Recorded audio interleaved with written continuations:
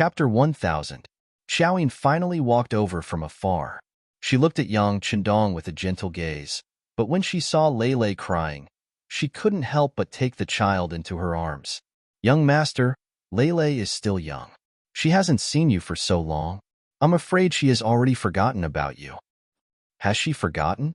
I'm also her father, Yang Chendong said nonchalantly, then made a face at Lei, who was in her mother's arms. Lei, who was originally in her mother's embrace, suddenly felt a sense of security. She then began to curiously size up this strange man who was playing with her. When she saw him make a funny face at her, she immediately forgot about what had just happened and laughed out loud. This was probably a blood relationship. After all, they were father and daughter. Even if they were unfamiliar for a moment, they would quickly become familiar with each other again. Yang Chendong returned, and he returned to Crimson City as Bugnam of Gojoseon. Immediately, a few high-ranking officials came to greet Yang Chendong and reported on their work in the past year. In the past year, Crimson City's development was delightful. In particular, the first batch of Crimson City Academy students had graduated from the 6-year program. Most of them were talented and intelligent adults. They also had a certain degree of cultural background, so they learned things relatively quickly. Some of them had also achieved a certain degree of success in the fields of mathematics, physics, chemistry, and other fields. For example, the success of the 95 style was closely related to the participation of some students. Following the graduation of the first batch of 100 students, various units and departments were scrambling to recruit them as if they were looking forward to the stars and the moon. These were all Yang Xie's new students. They could be considered as one of Yang Chendong's disciples. They had a lot of knowledge that was different from this era. Once they were recruited into their departments, the benefits were far beyond imagination.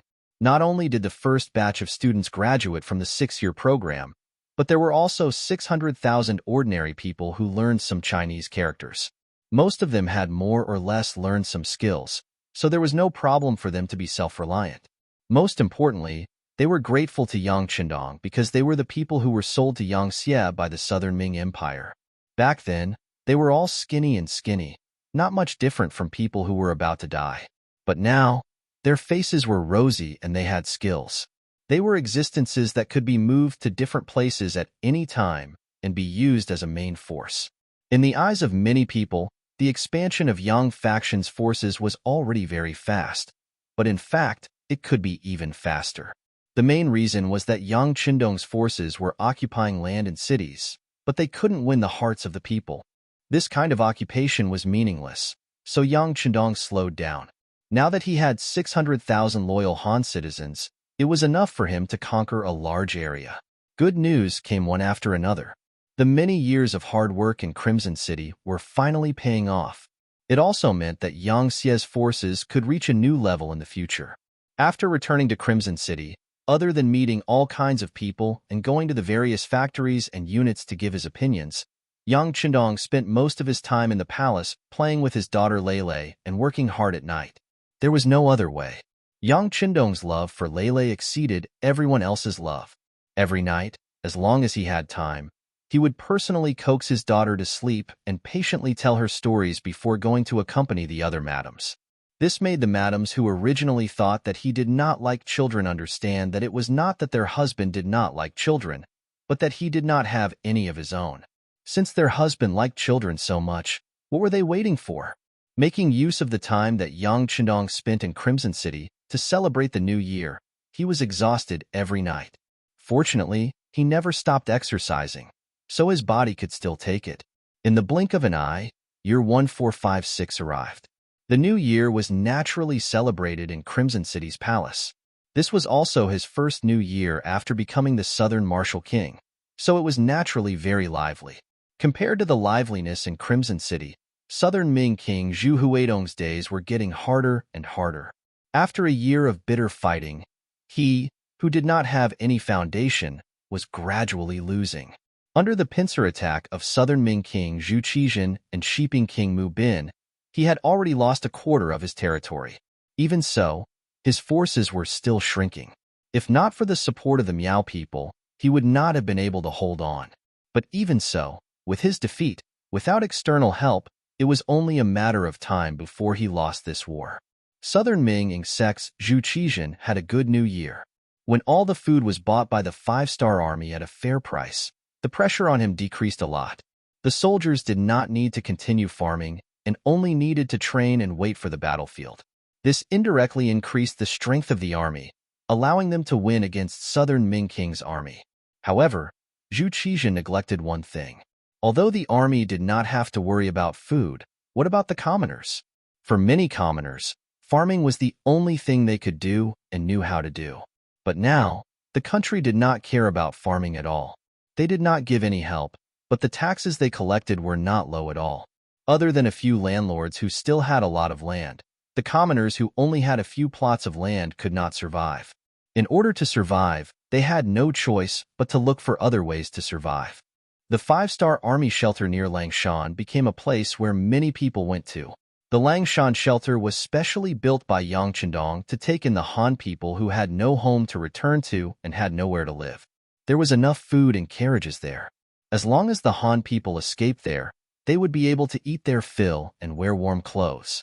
At the same time, the five-star army soldiers stationed there would ensure their safety. It was also said that after coming here, they would be quickly taken away. As long as they performed well, they would be given a large plot of land and live a rich life.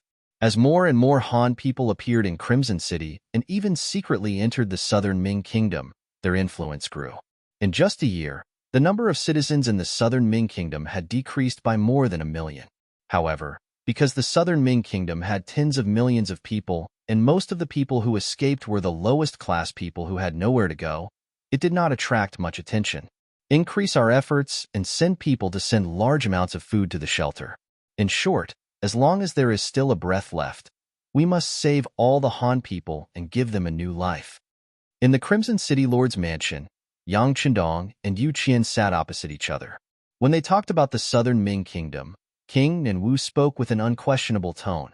Regarding Yang Chendong's compassion and love for the people, Yu Qian naturally agreed. However, when he thought about the voices of opposition, he could not help but say, King Nanwu, if we do this, we will have to pay a lot more money and food. Some people say that it is not worth it to exchange for some illiterate people. Bulsh *T, Yang Chendong directly refuted this statement. The people being illiterate is not their choice. It is the system and environment. How many of the Crimson City people were literate in the past? Since they can learn, why can't others learn? City Lord Yu, if anyone says such words in the future, tell them to talk to me directly. I want to see how many heads they have. Yang Chendong rarely spoke in a reprimanding tone. It could be seen that the position of the Han people in his heart was very high. Such a decision made Yu Qian very happy. He was originally an exception in the Great Ming Dynasty's officialdom. He was also a person who spoke for the people. Now, there was someone who not only had the same thoughts as him, but also had the qualifications to keep his word. How could he not be happy? However, at the same time, he had a kind of concern. What was the point of having so many Han people? The entire Crimson City, and even the entire Ryukyu Island, had been developed in the past few years. If there were more people, there would really be no land to plant. Bugnam of Gojoseon, based on the current situation of Ryukyu Island, there is no need for too many people. Even if some factories still need people, the number needed is limited. The arrival of these people will only increase our burden. As he spoke of the worries in his heart, Yu Qian stared at Yang Chendong. He wanted to see his trump card. This would be a great comfort for him when he did things in the future. To others, Yang Chendong only expressed goodwill towards the Han people, but did not completely expose his ambitions. However, to Yu Qian, a person who was truly loyal to the Han, Yang Chendong did not have any intention of hiding. Firstly, he knew that Yu Qian was tight-lipped. Secondly, his own ideals did not conflict with Yu Qian's, so he would be supported. Thirdly, as the city lord of Crimson City, in fact, Yang Xie was the highest official in charge of the place. He also needed to know his own thoughts. Thus, in front of outsiders, Yang Chendong expressed his own ideals for the first time. City Lord Yu, Crimson City does not need so many Han people, but other places do. For true Han people, we will only think that there are too few, not too many. Bugnam of Gojoseon's meaning is, Yu Qian seemed to understand, but it also seemed like he did not completely understand. The meaning is very simple. Our Yangtze's territory will not be limited to what is in front of you. You can see the land around Great Ming, but there are many places that you cannot see. For example, the Western world where Portugal and Spain are located will be like Laos in the future, becoming our territory. Speaking of this, Yang Chundong's eyes were filled with a trace of hope and passion. As the city lord of Crimson City, developing businesses was also within his jurisdiction. Naturally, Yu Qian was not unfamiliar with Portugal, Spain, and the other Western countries. From what he knew, that place was also very vast. It was just that it was too far away, and he had to cross the sea, so he did not pay too much attention to it. What he did not expect was that Yang Chundong had actually set his sights on that place. Just how ambitious was that? For a moment, Yu Qian was truly shocked. Chapter 1001. As far as he knew, the strongest force in history was the Mongol cavalry led by Genghis Khan. Not only did they occupy most of the areas around the Central Plains, they even went as far as Eastern Europe, which was the present-day Austria, Hungary, Vienna, and the vicinity of the Danube. That was already so shocking that even now, many places were still ruled by their descendants and remnant forces. But now, Yang Chundong's reason seemed to be even more far-sighted. He actually wanted to attack across the sea. Wasn't this the rhythm of conquering the entire world? Yu Qian did not know that the bugnam of Gojoseon in his eyes was from the future. He had seen too many scenes of Han people being discriminated against and seen too much injustice. He had even seen countless provocations, but what he could do back then was limited. Now that he finally had the chance to change everything, no matter how hard he worked, it was all worth it. He wanted to see the moment when the Han people stood at the peak of the world. He wanted the blood of the Han people to always be the noblest and purest. He wanted to see that no matter where, the Han people represented the most powerful and inviolable. There was no blasphemy. For this dream, he was willing to give up everything, including his life. Yang Chundong's showdown made Yu Qian admire him, and at the same time, he also gained more confidence. Bugnam of Gojoseon, don't worry. This old subject knows what to do. In the future, I will accept as many Han people as there are. If there is any pressure, this old subject will bear it. If I can't bear it, I will ask for help from Bugnam of Gojoseon. Good. If there is someone who goes overboard, City Lord, you can do whatever you want. Even if the sky falls, this prince will hold it up for you. Yang Chundong smiled. With Yu Qian's support, the number of Han people in his hands would definitely increase. This would play a very positive role in his future plans. After leaving the City Lord's manor, Yang Chundong set up a few important factories under the protection of Long Wei. The reason why Yangtze could develop so smoothly was because of these factories. Furthermore, because they produced countless products that surpassed this era, it allowed the five-star army to have more money.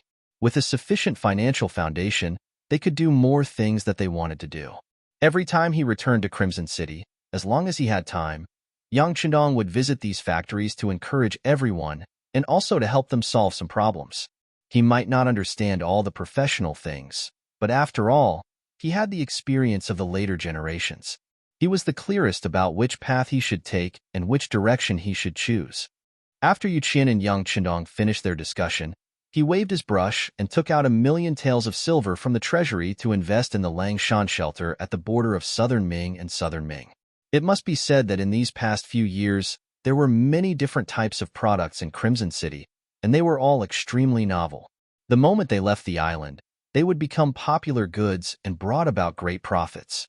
It was also because of this that he was quite satisfied with his position as city lord. At the very least, he did not need to worry about money and was incomparably bold when doing things. After receiving the silver, Yu Qian felt that he had not done enough.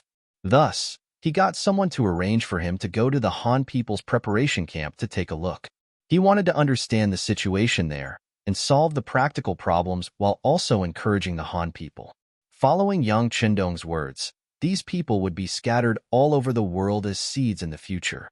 Now that they were fortunate enough to stay in Crimson City, he wanted to give them warmth and let them feel his care and concern. The Han people preparation camp referred to the Han people who came from other places temporarily. No matter what their living conditions were like before, they were treated equally here. At the same time, they had to learn all kinds of skills. For example, the men could learn farming, blacksmithing, fishing, or work in factories. The women could learn weaving, embroidery, or work in factories, and so on. In short, the first person had to learn at least one or two skills to prepare for a better life outside. Other than that, learning culture was also essential. If anyone performed exceptionally well, they might be able to stay in Crimson City forever. In the end, it was up to everyone to decide. In short, this was a preparation camp. People came from all over, and after recharging, they were arranged to go in all directions. Because people came and went frequently, the Han People Preparation Camp was not only under the jurisdiction of the Ministry of Civil Affairs. At the same time, the Ministry of Public Security also had people stationed here 24 hours a day to prevent unpleasant things from happening. At the same time, it was also to supervise everyone and act as a deterrent. When Yu Qian arrived at the preparation camp, he saw many public security personnel patrolling nearby. As it was close to evening, many people who went out to work had returned, making the place very lively. Although it was called a preparation camp, it was not a simple tent. Instead, it was a proper 2-bedroom or 3-bedroom house built with red bricks and gray tiles. The only difference was that the owner of the place changed frequently. Yu Qian came in plain clothes, which was his usual style. He did not like to be ostentatious wherever he went. Most of the time, he came quietly and left quietly. Some problems were quickly solved. This time was the same. When Yu Qian came, he only brought an assistant and 2 guards arranged by Yang Chenong. They were all from Lungfeng. Arriving early was better than arriving at the right time. When Yu Qian arrived, everyone had finished their work and was having dinner. He took the citizen's identification card from the governor's mansion and arrived at the place without attracting any attention. He saw a family of 5 squatting outside the door and eating dinner. This was a very ordinary family of 5. The parents brought 3 children, 2 boys and 1 girl. Among them, the eldest son was already over 15 years old. He was in the middle of puberty, which was also the time when the people said that the half-grown boy was eating his father dry.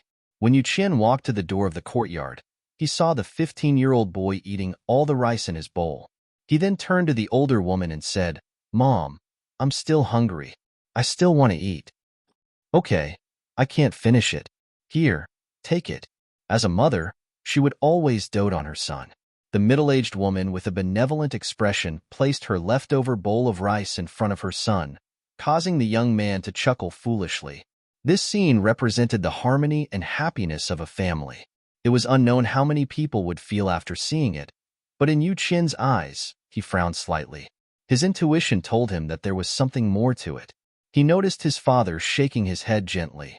It was not an expression that a strange woman would have when she loved her son, but there was a kind of love and helplessness in it. He quietly made a hand gesture. The 2 guards, including his assistants, stayed outside.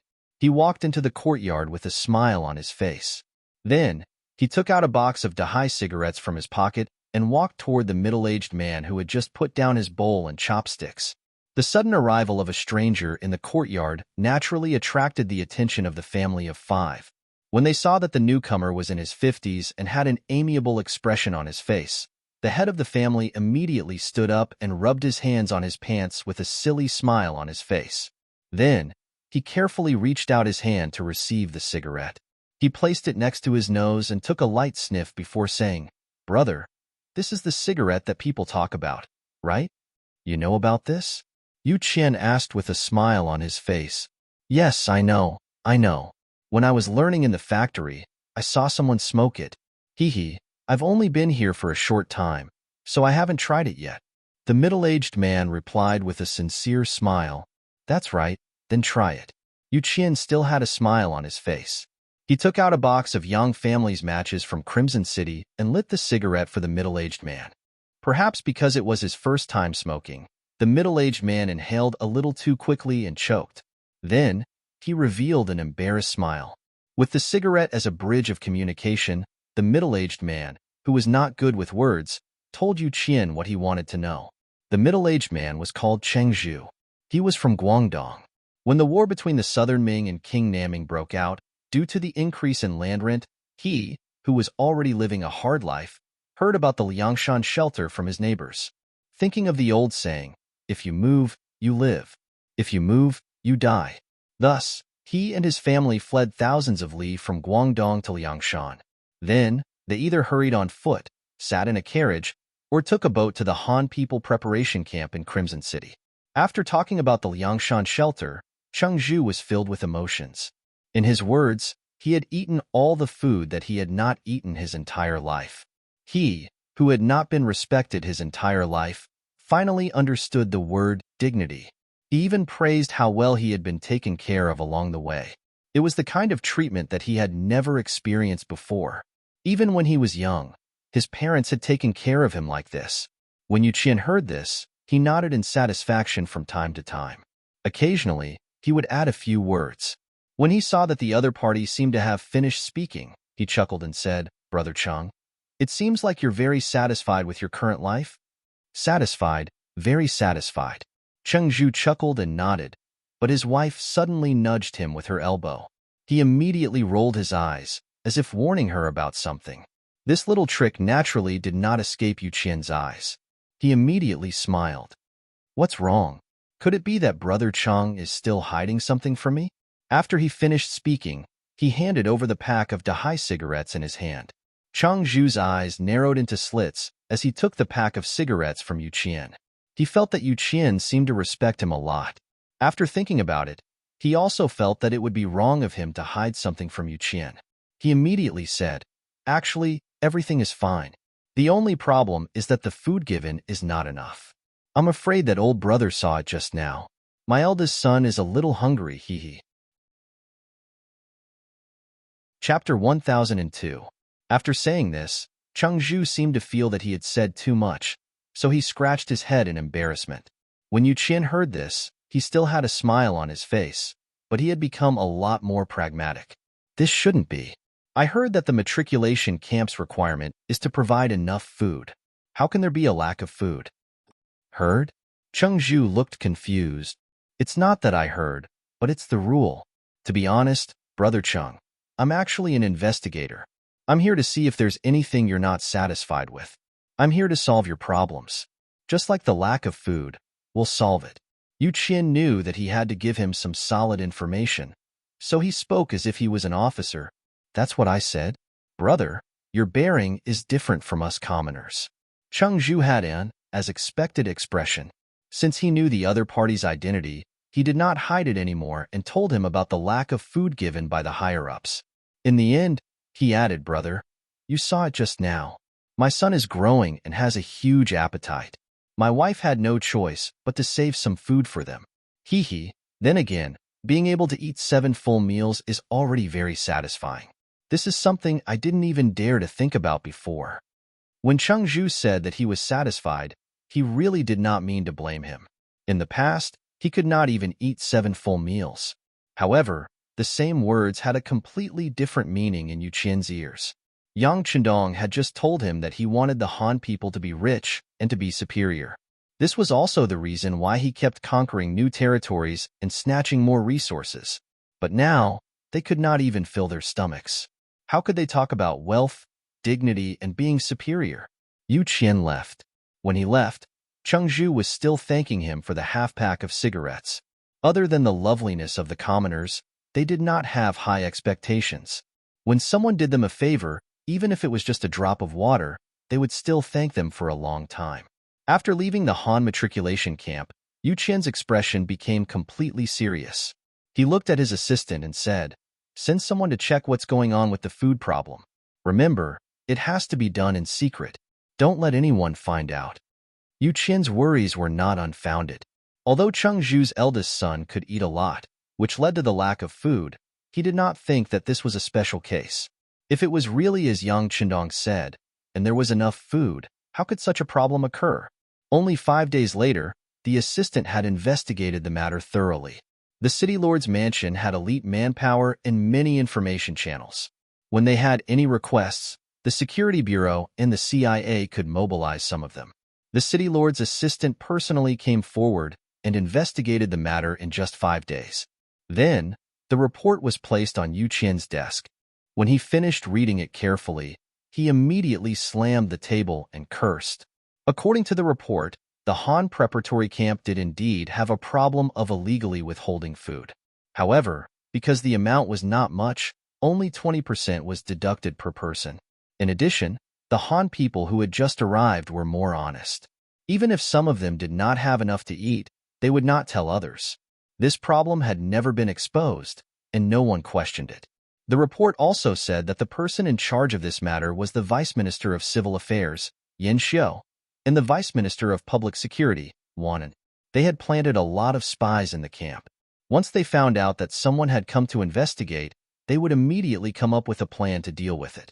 With their men around, it was difficult for the people to even have a chance to speak. This time, if Yu Qian had not used an ordinary person's ID of the preparatory camp and not the special pass issued by the city lord's mansion, he would have attracted the attention of others as soon as he appeared. Then, they would not have been able to find out anything. How long ago was that? Yu Qian sat on the chair, panting heavily. He looked like he was very angry. My lord, it has only been 2 months. The assistant was afraid of being implicated, so he carefully replied. Hearing that it had only been 2 months, Yu Qian breathed a sigh of relief. Fortunately, this proved that the Han people who had left the matriculation camp before had not been exploited like this. Otherwise, once those people had left and been assigned to different areas, it would have been difficult to make up for it. However, even if it had only been 2 months, Yu Qian could not tolerate the existence of this matter. Although it involved the 2 vice ministers, he still had no intention of backing down or lifting a finger. Since Yang Chendong trusted him so much and gave him the authority of Resin City, he must take his salary and do a good job. Otherwise, he would feel sorry for himself. How about this? Send this document to Bugnam of Gojoseon in the palace.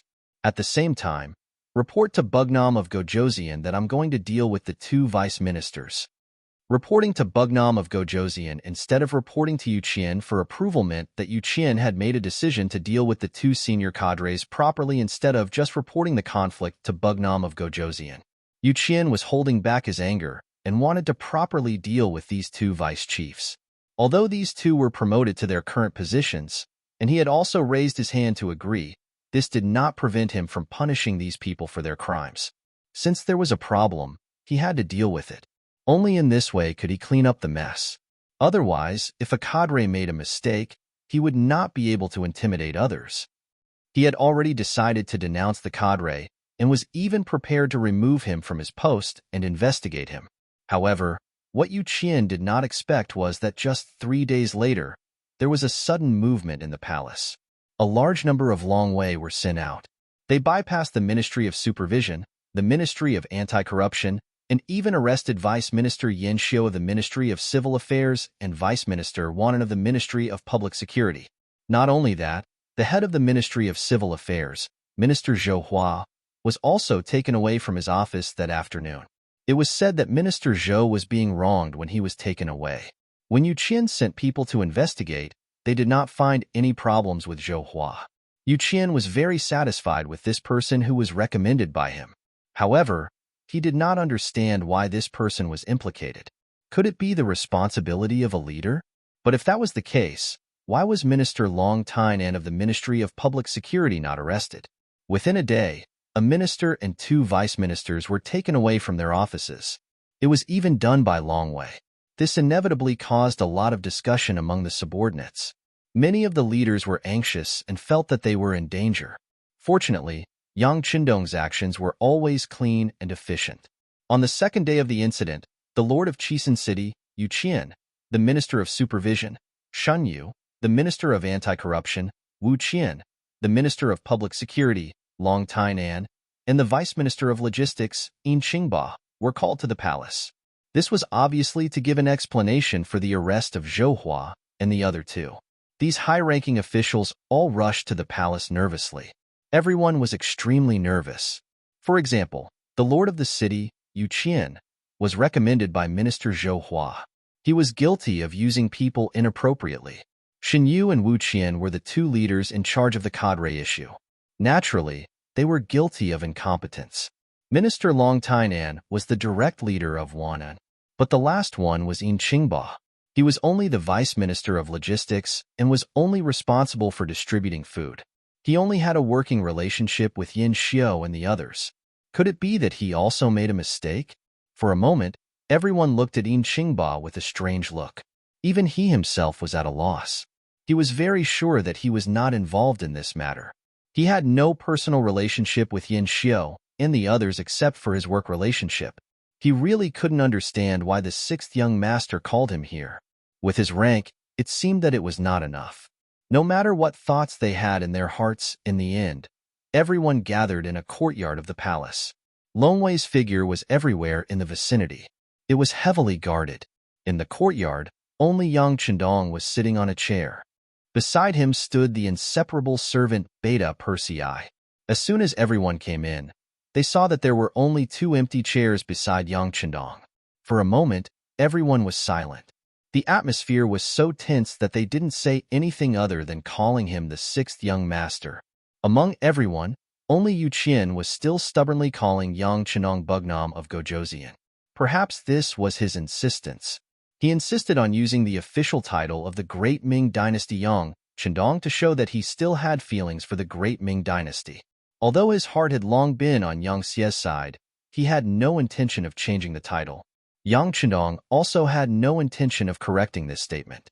After seeing Yu Qian, he politely stood up and pointed to the chair beside him. Castellan Yu, please take a seat here. Thank you, Bugnam of Gojoseon, for giving me a seat.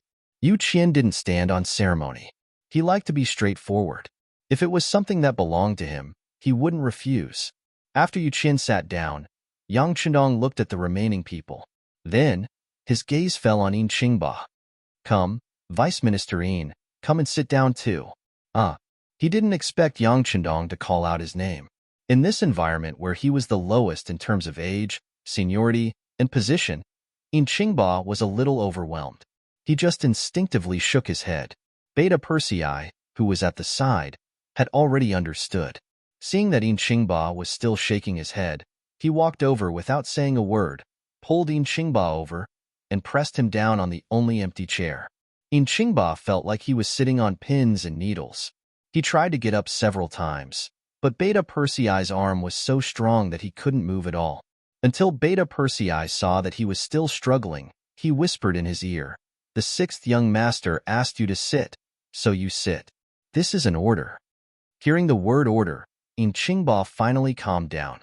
Speaking of which, a vice minister of logistics in the Castellan mansion also had a lot of power.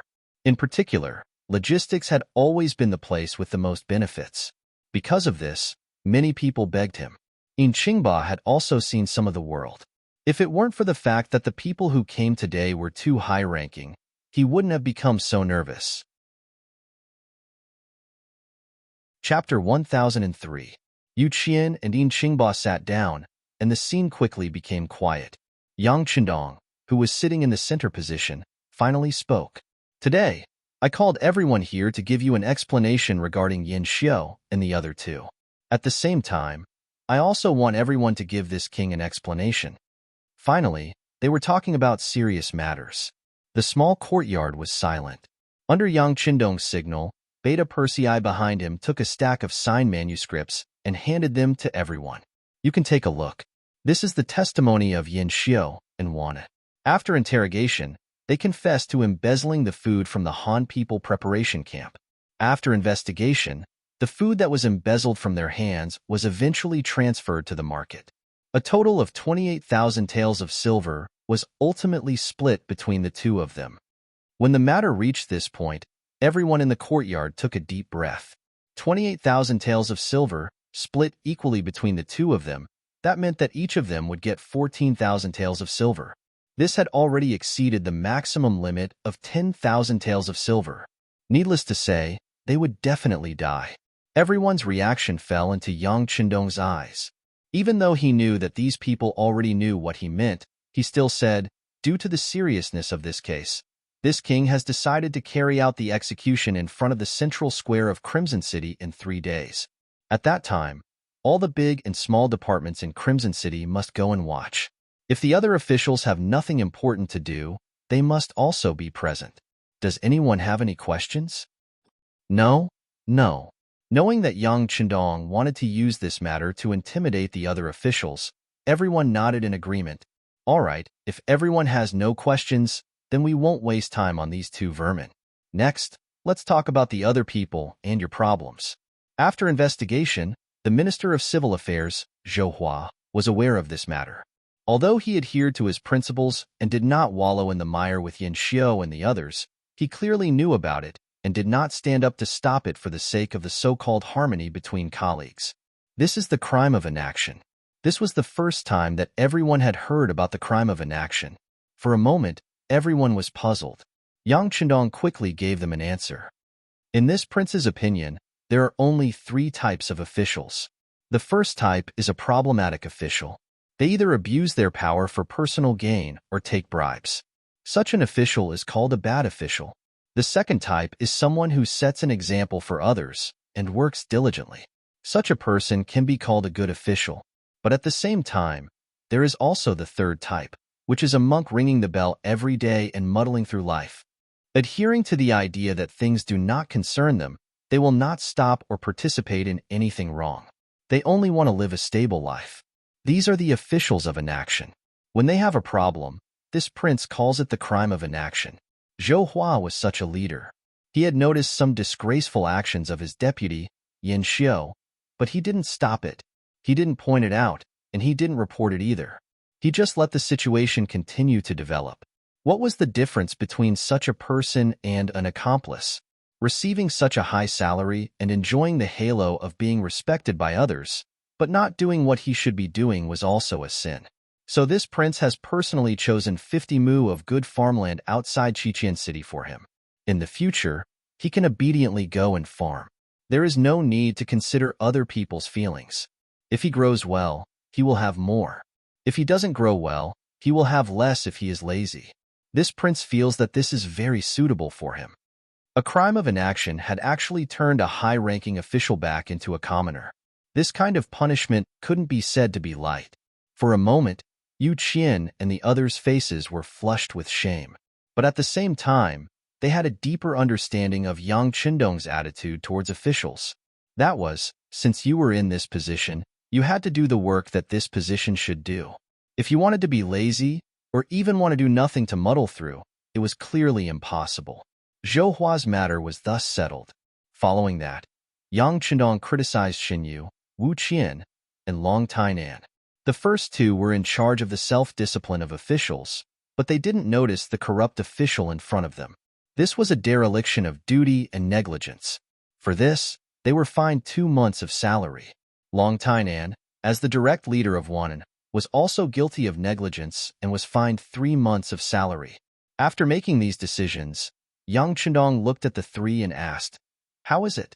Do you have any objections to this kind of punishment?" "No," the 3 said in unison. Although they were indeed somewhat wronged, after all, there were so many officials in Yangxia. Especially when there were several provinces that needed to be monitored, it was impossible for them to take care of everything. However, even Zhou Hua had been stripped of his official robes because of his crime of inaction and had become an ordinary farmer. So what if they were fined a few months of their salary? The 3 didn't have any objections. Yang Chendong looked at Yu Qian and said, "This matter, City Lord Yu has both merits and faults. Because of your merits, this king has arranged a chair for you. After all, without you, this matter wouldn't have been exposed so quickly. But at the same time, the person who recommended Zhou Hua was you. You are obviously guilty of negligence, so this king will punish you with half a year of salary. Do you have any objections?" Yu Qian had already stood up. He was always righteous, but at this moment, there was a trace of sweat on his forehead. This minister has no objections. Bugnam of Gojoseon did the right thing. Good, the punishment has been given. As a person who has done a meritorious service, you should continue to sit down. Yang Chendong's voice was full of concern as he said, there was no other way. At the beginning, he had set a rule. If there was a problem with the person who recommended the person who recommended the person would be jointly responsible. Seriously speaking, only penalizing Yu Qian with half a year of salary was the lightest punishment. After everyone's questions were asked, Yang Qindong's eyes finally fell on Yin Qingba. He said, "Vice Minister Yin, this subordinate is here." Yin Qingba hurriedly got up. His face was full of anxiety. After listening for a long time, he still couldn't figure out why he was here. If he was guilty, he should be standing. But if he was meritorious, where was his meritorious service? Seat. You are a person who has done a meritorious service, so this king bestowed you a seat. Everyone else is the same. I hope that the next time you see this king, you can all sit down and talk. Yang Qindong gestured for Yin Qingba to sit down again. He didn't forget to use this matter to remind Xin Yu and the others. These words caused the three people to nod in unison. Feeling that he had already reminded them, Yang Qindong returned to the main topic. He looked at Yin Qingba and said, "The reason why I said that you have done a meritorious service is because a while ago, someone privately came to you to sell food to you, but you bluntly refused. After that, you wanted to find this person, but you didn't have any clues. Is that right?" How did the sixth young master know about this? Yin Qingba was stunned by these words. There was indeed such a thing. After all, he was a vice minister in charge of logistics in the city lord manor. He was in charge of the issue of food distribution. Because of this, someone wanted to sell food directly to him, but he refused at the time. After that, the more he thought about it, the more he felt that something was wrong. He thought that this matter must involve something, so he wanted to find the person who came to him to find out the truth. But with his power, it was difficult to find that person. He also suffered from no evidence to prove the existence of this matter. He also had no way to report to the Ministry of Supervision and the Ministry of Anti-Corruption. In the end, he could only not find out. But he really couldn't understand how Yang Qindong knew about this matter. Facing the confused Yin Qingba, Yang Qindong quickly gave him an answer. "You don't have to think too much about it. The person who came to you was sent by Wan An, a vice minister of the Ministry of Public Security. He didn't want to expose himself, so there weren't many people who could find out about him." This explanation made Yin Qingba immediately understand what happened that day. He immediately said with an ashamed expression, "Sixth young master, this subordinate is also responsible for this matter. If it wasn't for the lack of evidence and the fact that I couldn't report to the relevant departments, I would have done so long ago. Perhaps the matter at the Han People Preparation Camp wouldn't have been delayed until now." "No, this isn't your fault. You used your actions to prevent worse things from happening. I'm afraid you don't know. Originally, Yin Xiao and Wana were prepared to keep more food, but because they couldn't find a suitable place to sell it, they could only sell it in small quantities in the city. That's why they only kept 20%. From this, it can be seen that you are already a person of merit. This king also sent people to investigate. When you were the vice minister of logistics in the city lord manor, you did everything by yourself and were a righteous person. Yes, as a reward, you can be the minister of the Ministry of Civil Affairs.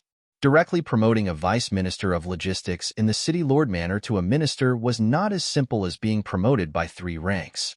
This decision also stunned everyone. This was because everyone knew that there were 3 vice ministers in the Ministry of Civil Affairs who were quite capable. They were also righteous in their work. Logically speaking, they should have been strong candidates for the minister position. Now that a vice minister of logistics in the city lord manor was suddenly demoted to the position of minister, wasn't this a blow to their morale? As if he saw through everyone's thoughts, Yang Qindong said, "A single matter in the Ministry of Civil Affairs caused problems to the minister and vice minister. As their colleagues, the other vice ministers are also responsible for their negligence. Not promoting them is a punishment for them. If anyone has any objections, they can come directly to this king. This king is willing to have a good talk with them." When he said this, he expressed his dissatisfaction, but at the same time, he also had the intention of conjugation. Conjugation was most famous in the Qin dynasty. It was first introduced by the famous reformer Shang Yang. It meant that several households were conjugated. If one person had a problem, everyone would be guilty. This kind of policy had its advantages and disadvantages. The advantage was that when something happened, everyone could think of the role of supervising each other. The disadvantage was that it often involved the innocent, and in the end, it forced the elderly to become the bad guys. Yang Qindong was well aware of the advantages and disadvantages of this, so when he talked about conjugation, he didn't use it so seriously. He didn't punish or promote, so that it wouldn't make people panic. Chapter 1004. After these words and decisions were made, everyone praised Yang Qindong's political wisdom in their hearts. At the same time, they also became more cautious. In the future, they needed to be more serious. Not only did they have to be righteous, they also had to influence the people around them to be righteous as well.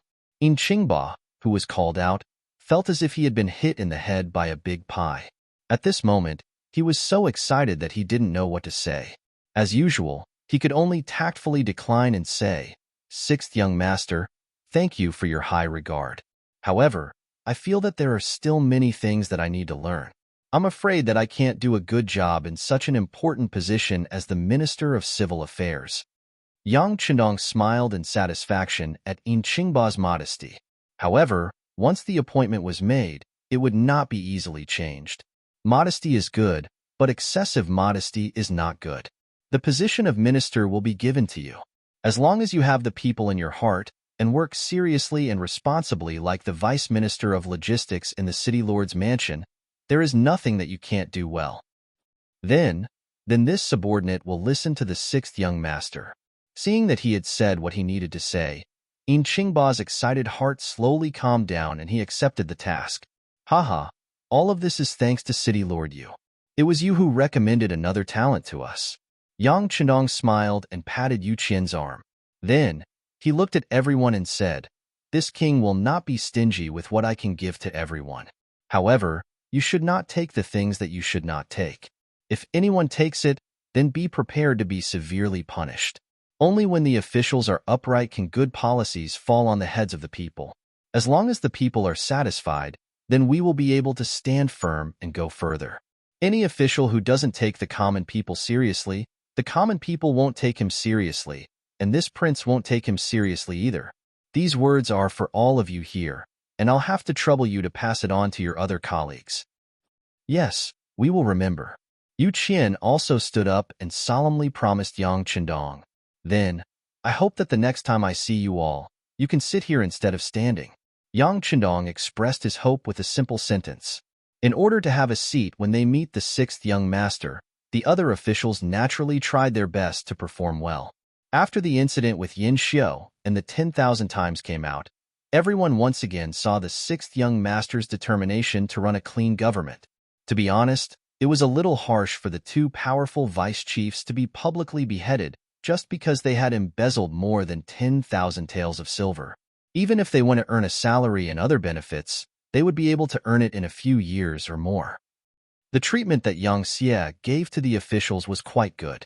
This was especially true after the implementation of the ticketing system. Those ticketing tools that were issued on time every month could be exchanged for high prices without having to take them out. It was precisely because the treatment was too good that if they made mistakes again, the risk and capital would be too high. As a result, the number of officials who became Yang Xie officials in the future was much lower than any other power. Zhou Hua was removed from his official position because of the crime of not doing anything. The response was even more enthusiastic. It turned out that not being greedy and not doing things was not good in Yang Xie. Yang Qindong personally said that if an official did not do things for the people, it would be better to go home and sell sweet potatoes. As an official, one had to do things one day at a time.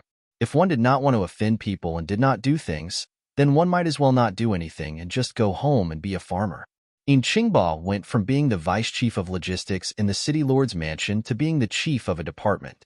He also told everyone that as long as one worked hard, gold would always shine. This made many of the officials who were originally very capable, but were worried that they would not be able to make it big in the future feel relieved. Originally, they were worried that no one would see them lowering their heads to do things. However, within Qingba's example, they did not have to worry so much.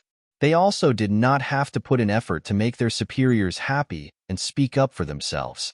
Without people giving gifts, there were naturally no people receiving gifts.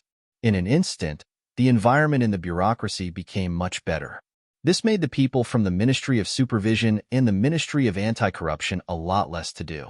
They had no choice but to shift their attention from Qiqian City to the actual provinces under Yang Xie's control. The deputy general of Laos, Haiqing, suddenly felt that there were a lot of strangers around him. He didn't know if he was being paranoid. So he found an opportunity and asked his confidant to invite Do Lilong to his house. Haiqing, Lao province's deputy general, was the deputy of General He Guang. He was an important figure in the military. When Kanglan Kingdom was destroyed, he was very proactive and quickly changed the rudder according to the wind. He became someone He Guang trusted and recommended to Lao province's governor, Wan Shaochen. Step by step, he rose to the position of deputy general. To be able to become a deputy general, he was considered the second most important person in the entire Lao province's military. Logically speaking, he should be satisfied. However, a man's greed was like a snake trying to swallow an elephant. Soon, the greedy Haiqing was dragged down by someone. The person who started this was Do Lilong. Do Lilong, on the surface, was a businessman from Siam. However, he had another secret identity, one of the heads of Siam's intelligence agencies. He was in charge of investigating the matters of the neighboring countries. When possible, he would pull in important people from the opposing factions to his side. From the moment Do Lilong set his eyes on Haiqing, the outcome was already decided. Just a total of 20,000 taels of silver was enough for the two of them to call each other brothers. The moment Do Lilong revealed his identity, Haiqing could no longer turn back. Yang Xie had a rule that anyone who embezzled more than 10,000 taels of silver would be beheaded. For someone like him who had embezzled 20,000 taels of silver, even if he turned himself in, he would at most be spared. It was impossible for him to continue being an official. Since that was the case, other than being used by Do Lilong, he had no other choice. After receiving the news, Do Lilong came to the High Mansion as a friend and a businessman. He met Haiqing, who was frightened by the mere twang of a bow. When they met, Haiqing looked at Do Lilong in panic and said, "Sir Do, you must save me." Do Lilong pretended to be shocked and asked, "What's wrong, General Hai? Did something happen?" "Oh, Sir Do, you don't know. I might have been targeted. Recently, when I go out, I always find a lot of strangers around." Haiqing explained the changes around him. He realized that he had embezzled too much and could not turn back. He continued, "Sir Do, only you can save my life now. Seeing that I have helped your caravan a lot in the past, please help me. Otherwise, you can allow me to be an official in Siam." Although he was cursing Haiqing in his heart, Do Lilong still smiled and said, "Mr. Hai must be thinking too much. When I arrived at your residence, I didn't find anything wrong. Could it be that I'm thinking too much?" No, I'm still a deputy general. I can still observe the situation around me," Haiqing explained. Just as they were talking, a soldier suddenly reported from outside, saying that General He Guang's personal guard captain, Yin Jiang, had arrived, along with 6 other soldiers. What should we do?" Haiqing became even more flustered after hearing the news. He stood up and paced around in circles. Do Lilong's eyebrows twitched, but he quickly regained his composure. He smiled and said, "It's okay. Many people know that we are friends. Are you saying that I am not allowed to talk to my friends when I am an official?" Haiqing did not relax at all because of this reason. Instead, he continued, "Lord Do, you may not know this, but this Yin Jiang relies on He Guang's trust and is usually very domineering. You can't get past him just because he's a friend. Although he won't touch me, I'm afraid that he will take you away. If that happens, under torture, can you guarantee that you won't say anything?" This, Do Lilong, who was always calm, finally changed his expression. He did not dare to guarantee anything. With his glib tongue, he boasted that he was not afraid of anything. However, if he was really tortured, who knew how long he could last? He might not even be able to last for a while. Thinking that he absolutely could not be caught, Do Lilong had no choice but to be ruthless. He made a beheading gesture with his right hand and said, "Let's see the situation later. If the other party insists on forcing us, then we will strike first." Kill Yin Jiang? That will definitely infuriate General He Guang. Haiqing's entire body shuddered, and his face turned pale. "What? Do you think that if you don't kill now, others won't kill you? Let me tell you, you can only move forward now. Think about it. Once you accomplish something big, our king will be happy. He will definitely give you a high post and generous salary. It is even possible that he will help you people of Kanglan restore your country. It is better than being scolded as a traitor. Do Lilong was going all out. He did not expect the situation to be so serious. If he knew, he would not have appeared so easily. In the courtyard of the high residence, Yin Jiang, who was dressed in armor, led 6 soldiers and paced back and forth in the courtyard. After not seeing Hai Qing for a long time, he had lost count of how many times he had lost his temper. Finally, a manager came. He said that the High General was meeting with guests in the backyard, and it was not convenient for him to come over. He asked Captain Yin to go over himself. Let's go. We have to take Do Lilong away today no matter what. Yin Jiang said loudly. Then, he led his 6 subordinates to the backyard.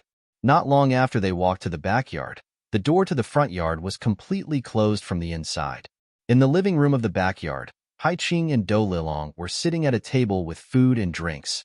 Yin Jiang's sudden appearance instantly broke the harmonious atmosphere. Deputy General Hai, I suspect that this Siamese merchant, Do Lilong, is a spy from the enemy country. I want to take him away now. I hope that you can make it easy for us. Chapter 1005. The fact that he wanted to arrest Hai Qing showed that he was strong enough. However, this sentence also made Hai Qing unhappy. Captain Yin, Do Lilong is my friend. It's not good to be so rude in front of my friend. Hai Qing was a deputy general. He was someone who could be ranked in front of Wan Shaoqian. Yin Jiang was only the captain of He Guang's bodyguards. He was a family general in General He's residence. The difference in status between the two was like heaven and earth. However, He Guang placed a lot of importance on this personal guard captain and gave him a lot of power. That was why when the captain faced Hai Qing, he did not have the slightest intention of backing down. Deputy General Hai, I am here on official business. If you insist on stopping me, do you want me to ask the general to come and talk? Yin Jiang knew the difference in status and knew that it was useless to say more. He directly brought up He Guang. He believed that the other party would not dare to refuse. As expected, once He Guang was brought up, Hai Qing's attitude became much softer. Haha, there's no need for that. Is there some misunderstanding? How about this, Captain Yin? Please come over and have a drink. If you still can't talk, then you can take my guest away. Yin Jiang didn't suspect anything. After agreeing, he strode forward to the table and poured himself a glass of wine. He raised his glass to Hai Qing and said, Deputy General Hai, I'm sorry to offend you like this. After speaking, Yin Jiang raised his head and poured the wine into his mouth. Hai Qing took this opportunity to take out a knife that he had prepared under the table and stabbed towards Yin Jiang's chest. Caught off guard, Yin Jiang's body was pierced by a knife. The wine glass slipped from his hand. He stared at Hai Qing in disbelief. He wanted to say something, but in the end, because of his severe injuries, he fell to the ground with a plop. At the same time, more than 10 of Hai Qing's bodyguards appeared in the backyard. They surrounded the 6 people that Yin Jiang brought. First, they shot 3 of them with arrows. Then, they engaged in close combat. After paying the price of 1 dead and 1 injured, the 6 people were all dead. Take them away and deal with them properly. With the situation settled, Hai Qing waved to his loyal subordinates. He then looked at Do Lilong and sighed. This time, I have no other choice. Sir Do, you can rest assured. Haha, don't worry. I have always been very confident in the Sea General. Are you sure that He Guang doesn't know about Yin Jiang's visit? Do Lilong asked worriedly. Of course not. Based on my understanding of Yin Jiang, if he had asked for General He's permission beforehand, he wouldn't have drunk my wine this time. It's just that I can't hide this for too long. If I go missing for too long, it might arouse suspicion. Should I pack up and follow Do Da to Siam? Hai Qing became anxious again. Don't worry. I will find someone to take the blame for this. What you need to do now is to keep developing your strength. Do Lilong was much calmer. He then threw out a temptation that Hai Qing could not refuse. General Hai, have you never thought of replacing He Guang? Are you saying that I should be the general here? Hai Qing's breathing became heavier as he spoke. A general and a deputy general. It might seem like there was only a difference of 1 word, but the real difference in power was like heaven and earth. If he could become the general, he would not have to ask for permission for everything. It would be much more convenient for him to do many things. That's right. If we can chase Luan Shaochen and the others out of Laos, you can choose a suitable puppet to become the king of Lansong. By then, you will have the absolute power. Then, with the support of Siam, you won't have to be afraid of anyone. Do Lilong continued to persuade him. This, Hai Qing did not answer immediately. It was obvious that he was really tempted. Once it was done, he would no longer be the deputy general. He would be the grand tutor of a country. Everything in the country would have to depend on him. How glorious and glorious would that be? Bai Ming was busy building a bank and looting money. Nan Ming was busy fighting wars and recovering lost land. Yang Qindong had a rare period of peace. Other than going to some research institutes and factories to inspect and listen to the work reports of some departments, he spent most of his time with his wives and little Lele. After many days of intimate contact, Lele finally opened her mouth to accept Yang Qindong as her father. The relationship between the father and daughter became closer day by day. It was to the extent that little Lele would search the entire palace for her father if she did not see him for a while. After every night of hard work, there was finally good news. The first wife, Hu Yin, was pregnant. After little Lele, the sixth young master was going to have a son. When the news came out, there was a burst of cheers from the streets and alleys of Chichin City. No matter what, Lele was still a girl. Everything in the future could not be controlled by a girl. In addition, Hu Yin was the first wife. In some people's eyes, she was like a queen. Only her son would be the legitimate son. Only then would the Yang family have a true descendant. After a moment of jubilation, Yang Shi seemed to have calmed down at this moment. He was like a big tree that was in the process of growing, and his wings were plump. At the same time, some other factions were not idle. Beneath the calm surface, there was a storm. In 1450, the Arab merchant, said Abu Bakr, established an Islamic regime in the southern Philippines. This merchant called Abu Bakr was very smart and had great ambitions. He had been doing business since his youth and was used to seeing too many people using their power to oppress merchants. From then on, he wanted to build his own force and have the final say. Only then would he not be oppressed and oppressed by others. In the end, after being selected, he came to the southern part of the Philippines and established his first regime there. He then extended his influence to Basilan Island, Palawan Island, Sambuanga Island, Borneo, MLL Island, and other places. And just when he wanted to establish a foothold here and continue to expand, there was a sudden change in Luzon Island.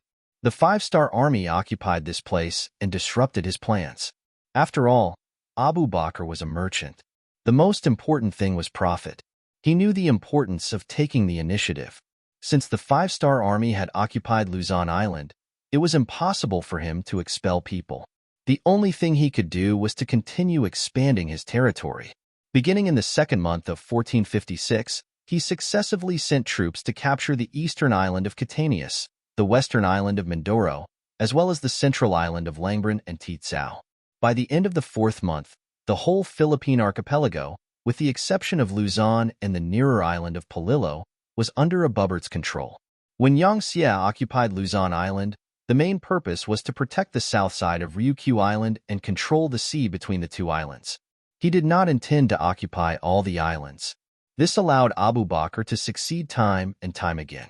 It wasn't until the other party had taken control of most of the islands that the city lord of Luzon Island, Li Shang, started to panic.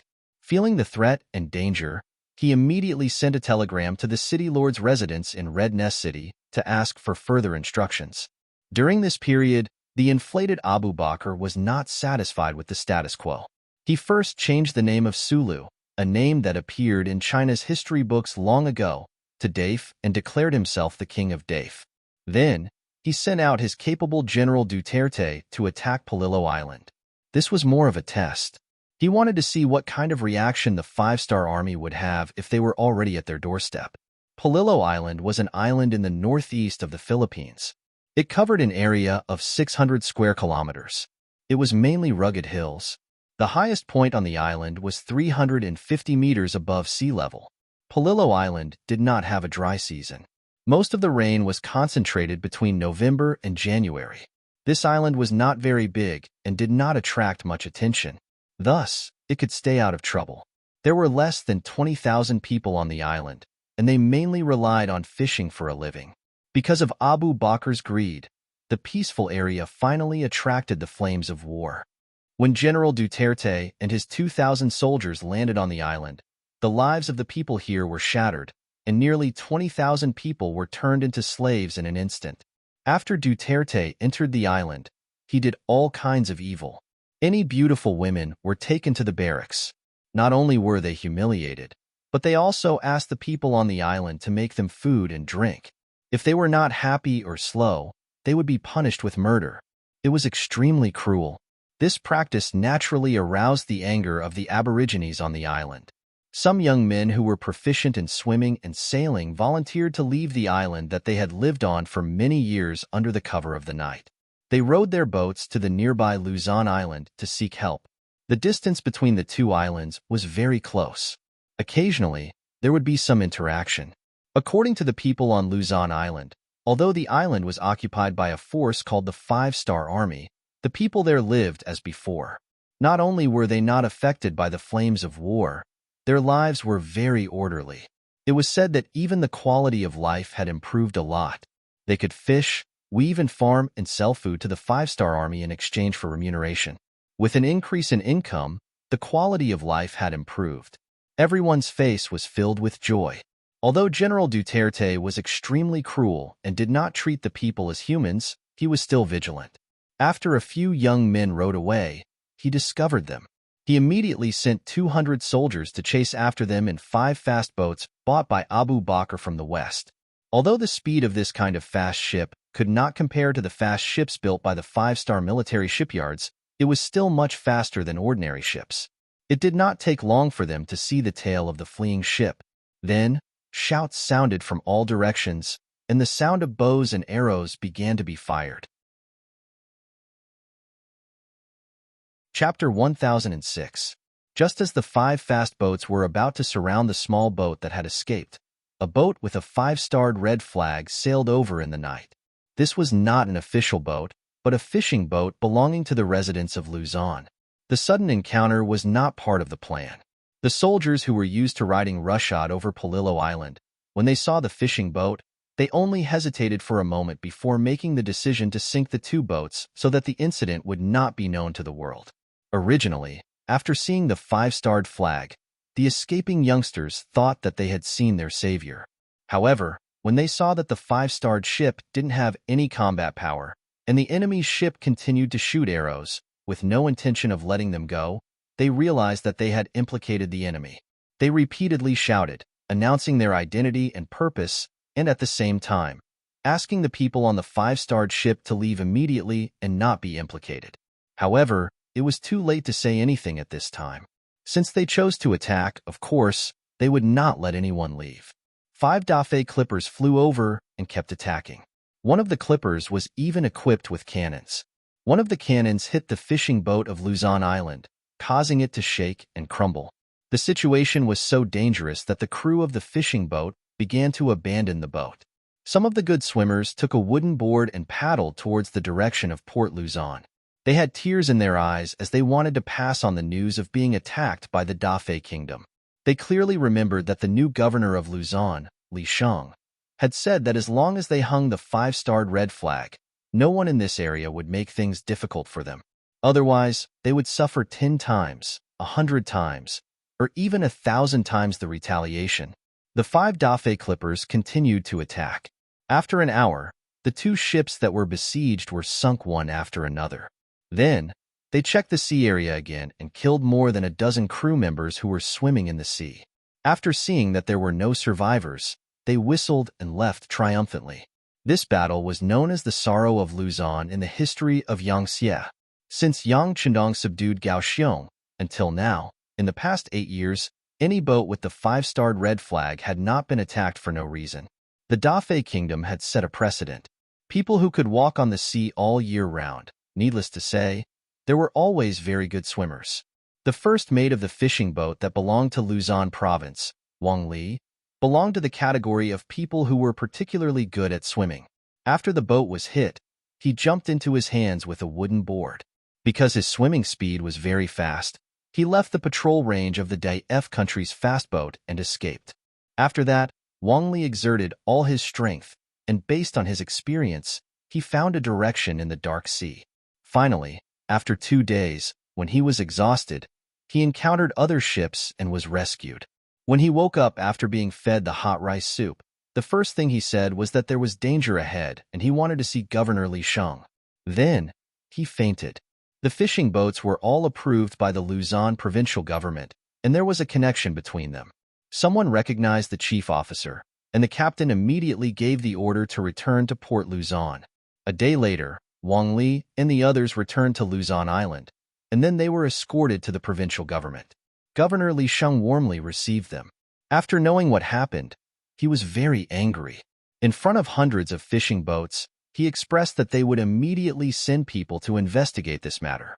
If everything was true, then the DF country would have to give an explanation.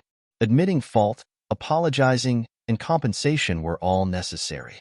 Otherwise, the 5-star army would have the right to use force to get justice. Li Sheng said so, and he did so.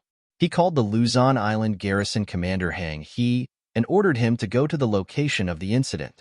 He had to prove that there was a sea battle there, and it was not man-made damage or natural damage. In short, there had to be evidence. Speaking of which, Yang Xie did not have many soldiers stationed on Luzon Island. Other than a garrison of 2,000 people, there was a public security team of 3,000 to 4,000 people. It was just that the public security was scattered. Normally, they could maintain law and order, but once there was a battle, the garrison would have to move first. After Hang He received the mission, he took the fast boat left by the 5-star army and set off, heading straight to a location not far from Palillo Island. Li Sheng also sent a telegram to the Chigang City Lord Mansion, requesting that if there was a change in the situation, the 5-star Army Navy could provide support. In the Chigang City Lord Mansion, the Deputy City Lord in charge of military affairs sent the telegram to Yu Qian, and the sound of a table being slammed sounded. Someone once said that he was too humble, saying that he was loyal to the people of the Ming dynasty and not to the emperor of the dynasty. From this, it could be seen that he valued the people very much. It was precisely because of this that he and Yang Qindong had more to talk about. After being robbed here by a shady method, he could still concentrate on his work. Now that he heard that someone actually took the initiative to challenge the power of the 5-star army, how could he let it go? He immediately asked his assistant to immediately contact the deputy commander of the Navy, Gao Xiong, and he wanted to meet with him to discuss the matter. Just over an hour later, Gao Xiong rode a bicycle to the City Lord Mansion. The two big shots discussed the matter of Luzon Island in detail and then came to a consensus. Finally, they decided to report this matter to the 6th young master. They both believed that this matter had already touched Yang Qindong's bottom line. If they reported it, they would be able to obtain a faster and better solution. In the palace, Yang Qindong was taking a walk with the first madam, Hu Yin. Women who were pregnant always liked to be sentimental. Yang Qindong would walk with her whenever he had the time, not only comforting her, but also helping her train her body. It was killing 2 birds with 1 stone. Suddenly hearing that Yu Qian and Gao Xiong had come together, his intuition told him that this must be a big matter. Dong Shuai, business is more important. You should go. I'm going to talk to my second sister and ask for some good medicine to prevent miscarriage. Hu Yin said very considerately. Okay, be careful when you walk. Yang Qindong laughed and watched Hu Yin leave. But when he turned around, his expression became a lot more dignified. Needless to say, for the city lord and the deputy commander of the Navy to come see him together, it must be an important matter. Connecting the fact that Gao Xiong came with them and not Lung Song, the deputy commander of the army, it was very likely to be related to the matter at sea. Yang Qindong appeared very quickly. Yu Qian and Gao Xiong didn't even finish a cup of tea before he came to the living room. Seeing that the two were about to get up, he made a gesture of inviting them to sit, and sat down on the chair in the middle and said, "Speak. Did something unexpected happen?" 6th young master is wise. Gao Xiong flattered.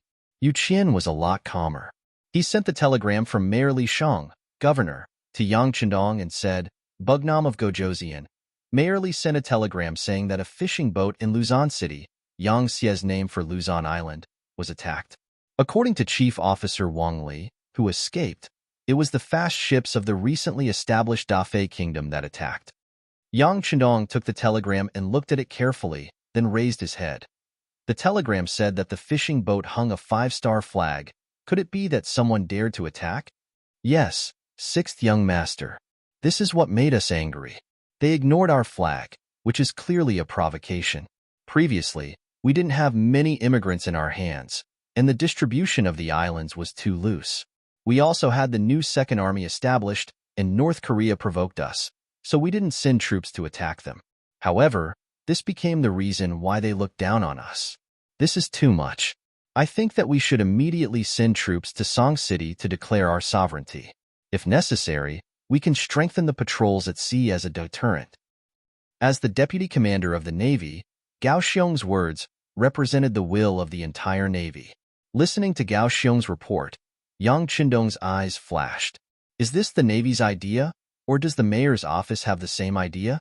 The mayor's office is still waiting for the latest telegram. Didn't they say that Hang He, the commander of the Song City Garrison Regiment, has already gone to investigate? Yu Qian expressed his experienced and astute opinion. It was obvious that he wanted to get evidence first. This was also in line with the Han people's principle of doing things, which was to plan before acting. The results of the investigation? Hee, is it really that important? Yang Chendong suddenly laughed, which made Yu Qian and Gao Xiong confused. They didn't understand what Yang Chendong meant. Without waiting for the two to figure it out, Yang Chendong already spoke. They have already sunk our ships. How long do we have to wait? I think we should order the troops to gather now and show these daring daft country how powerful we are. Do it now?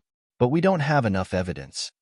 Yu Qian was shocked when he heard Yang Chendong so boldly decide to send troops. Evidence? Why do we need evidence? Don't you know what "don't need evidence" means?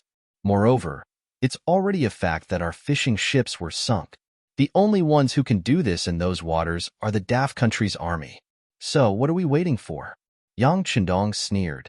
In the future, the words "don't need evidence" had restricted the development of a country. Considering various reasons, there were some things that had to be endured. Now that Yang Xie's navy was so powerful, it was time to give them a taste of their own medicine. As the founder of Yang Xie, the commander of Yang Xie's 3 armies, Yang Chendong gave this order. Naturally, the people under him could only obey. In addition, it was indeed the daft country that provoked them first, so it was reasonable for them to send an army to give an appropriate counterattack. Yu Qian and Gao Xiong quickly agreed with Yang Chendong's decision. But what they didn't know was that this time, Yang Chendong didn't just want to teach the daft country a small lesson, but when he made his move, he wanted to destroy the country. There were already 600,000 literate and skilled commoners in Qiqian City who had made preparations to migrate. Moreover, under the Southern Ming dynasty's war, there were still many Han commoners rushing to Mount Liang's containment formation every day, turning into Qiqian City. Chapter 1007. It could be imagined that in the future, there would be more and more knowledgeable Han people. With such confidence, it was time to take over the entire archipelago. Previously, he didn't make a move because he didn't have a good reason. Now that the other side had taken the initiative to provoke him, how could he let go of such an opportunity? Yang Chendong was determined to deal with the Dafei kingdom. Gao Xiong's navy naturally cooperated with him. After a discussion between the 3 of them, they decided to mobilize the entire 1st Sea Army. That was the 1st Sea Division, 2nd Sea Division, and 3rd Sea Division. They would launch a fierce attack on the Dafei kingdom from 3 different directions. They had to make the other side suffer. They had to let them and the surrounding countries know what the consequences of offending the 5-star army were. Order the new 2nd Army's 6th Sea Division to strengthen the patrols. If there are any other forces that try to interfere, don't hesitate to beat them back. At the same time, the 5th Sea Division stationed in North Korea can also be transferred back. That place can be left to the local garrison. What we need to do now is to do our best to win this battle. Yang Chendong said in a powerful voice. This order was very similar to Yang Chendong's usual approach. Either he didn't make a move, or he would go all out. If he could destroy a country, he would destroy it.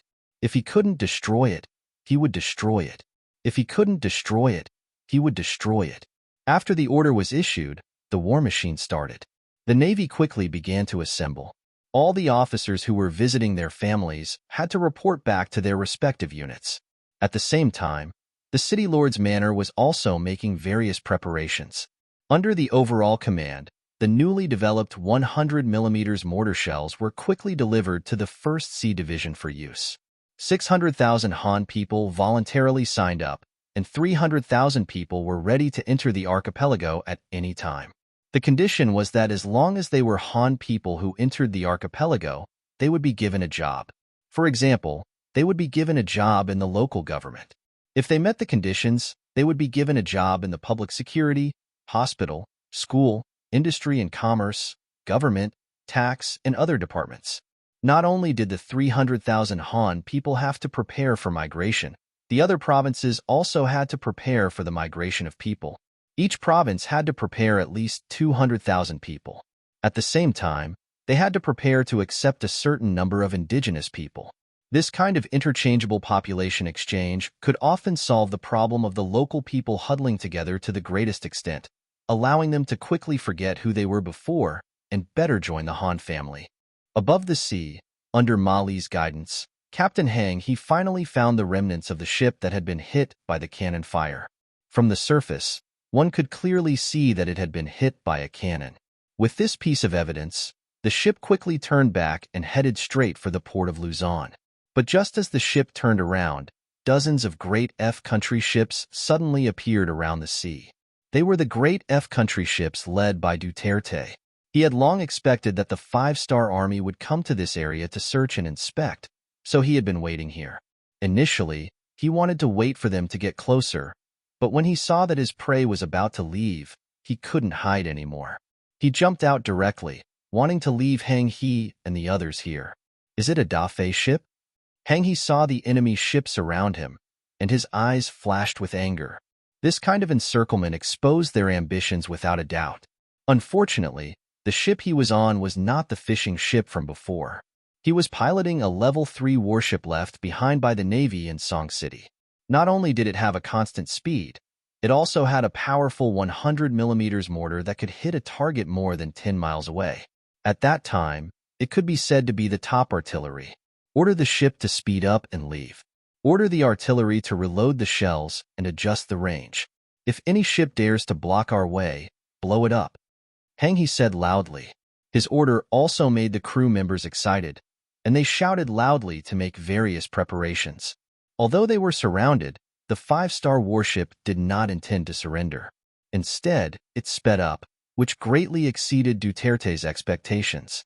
He thought that the other party would take the initiative to stop and reason with him. Didn't all Han people do this? At that time, he would be able to kill everyone on the ship at a close distance and occupy the ship. He could see that this ship was not simple. Once it belonged to him, after going back to study it, it should be able to promote the development of their ships. Hang He was originally a company commander in the Cold Front Navy. At that time, it was City Lord Li Sheng who took a fancy to him and wanted him to stay, so he retired from the Cold Front Navy and transferred to the Garrison Regiment as the commander. Speaking of which, he was promoted a few ranks, but he still missed the time when he was a Cold Front Navy officer. Wherever he went, he was majestic. This kind of person, after many years of training, was warlike in his bones, and it was even more impossible to make him surrender. Therefore, when he gave the order to charge out and bombard the ships blocking their way, it really caught the Dafei Navy off guard. The combat power of the Garrison Regiment was very ordinary. Most of them were made up of foreign men who had only been trained and had not experienced real combat. They might be able to suppress bandits, but they were not mature enough to fight a big battle like this. Fortunately, this time Hang He brought out the elites of the regiment, and there were a few Cold Front members among them. There was no problem with them controlling the mortar. After adjusting the direction of the mortar and locking onto the target, a shot was fired directly at the Dafei Navy ship blocking their way. One of the advantages of the mortar was that it was more accurate to lock onto the target. In addition, the loading speed of the mortar was fast. Before the enemy was ready, the mortar was fired and hit the target. The powerful explosion and power almost flattened the enemy's ship. With one shot, the ship's main personnel were all killed or injured. It completely lost its combat power and power and could no longer pose any threat. This was a one-shot hit. The third-level warship that sped up rushed out of the encirclement before the Dauphin Navy could react. It attracted the dissatisfied roar of Duterte. "Quick, catch up. We must destroy him. He dares to make an enemy of our Dauphin Navy. He will definitely die." The clamoring Duterte led dozens of other Dauphin Navy ships to chase after them. The sound of gunfire was heard, and huge waves were set off one after another on the originally calm sea. However, in front of the third-level warship, not a single shell could lock onto the target and hit the third-level warship. Hang He glanced back with a look of disdain on his face, but then his expression turned serious. The current situation was that he was lucky to escape. In the end, he was still the one being chased. If he was not careful, he might be caught by the enemy. If his luck was bad and he was hit by a shell, then in this vast sea, he would not be able to call for help. Speed up and move closer to the Luzon port. Thinking of the 4 new mortars installed at the Luzon port, Hang He's heart calmed down a lot. According to the current situation, he could only think of a way to return to the port and then rely on the danger to defend. One chasing and one escaping. This scene played out on the sea. Under the full power of the third-level warship flying the 5-star flag, the distance between the two sides gradually increased. Hang He's luck was still good. Even when he was out of the enemy's range of attack, he was still hit by a shell. He knew that he was temporarily safe. But then he began to worry about the Luzon port. Still, other than the 4 mortars arranged at the Luzon port, there were no other defensive measures. With the average combat power of the Song City garrison, would they be able to stop 2,000 enemies? Once the enemy rushed to the coast, what kind of destruction and impact would it bring? But if they did not retreat to the Luzon port, where could they go? This third-level warship ran on coal. Considering the mission this time, it was equipped with about the same amount of raw materials. If they could not rush back as usual, they could face the predicament of running out of energy at any time. Although they had considered such a thing when they were developing the Level 3 naval battle system, and if they had no other choice, they could row the boats manually. However, with that kind of speed, wouldn't the enemy catch up to them very quickly? Speed up and return, then quickly gather the soldiers, guard the port, and ask for help from the higher-ups. In the end, Hang He made the decision to return to the port quickly. Compared to taking the risk of running in circles with the enemy, it was better to return to the port and use the terrain to counterattack. As one chased and one fled, the distance between the two sides kept increasing. However, it was obvious that the enemy behind him was enraged. They chased after Hang He with no intention of giving up. Judging from the direction the enemy was heading, it was likely that they were heading to the Luzon port. Considering that the battle had already begun, there was no need to wait any longer. Duterte could not help but want to show off his strength, rush to the Luzon port, and occupy the entire Song City. Before coming, Duterte had already read the detailed information about Song City. He knew that the 5-star army only had a garrison here. The garrison had the same number of people as him, 2,000. Moreover, their combat power was far inferior to his. The enemy was just a bunch of new recruits. At the very least, many people in his team had been pirates nearby and had seen life and death. They were all bought by Abu Burkle with a large sum of money to serve him. In terms of combat power, he should not be afraid of them. More importantly, Duterte also knew that the garrison of Song City mostly used cold weapons such as knives, spears, and swords. Furthermore, he had 200 hollow tongs and 50 flintlock pistols in his army. The king had spent a lot of money to purchase them from Western merchant ships. This was where his advantage lay. If he used it well, occupying the entire Luzon island would not be a problem. At that time, he would become the hero of the entire Daf country. It could only be said that he was short-sighted. The inexperienced Duterte did not know how powerful the 5-star army was.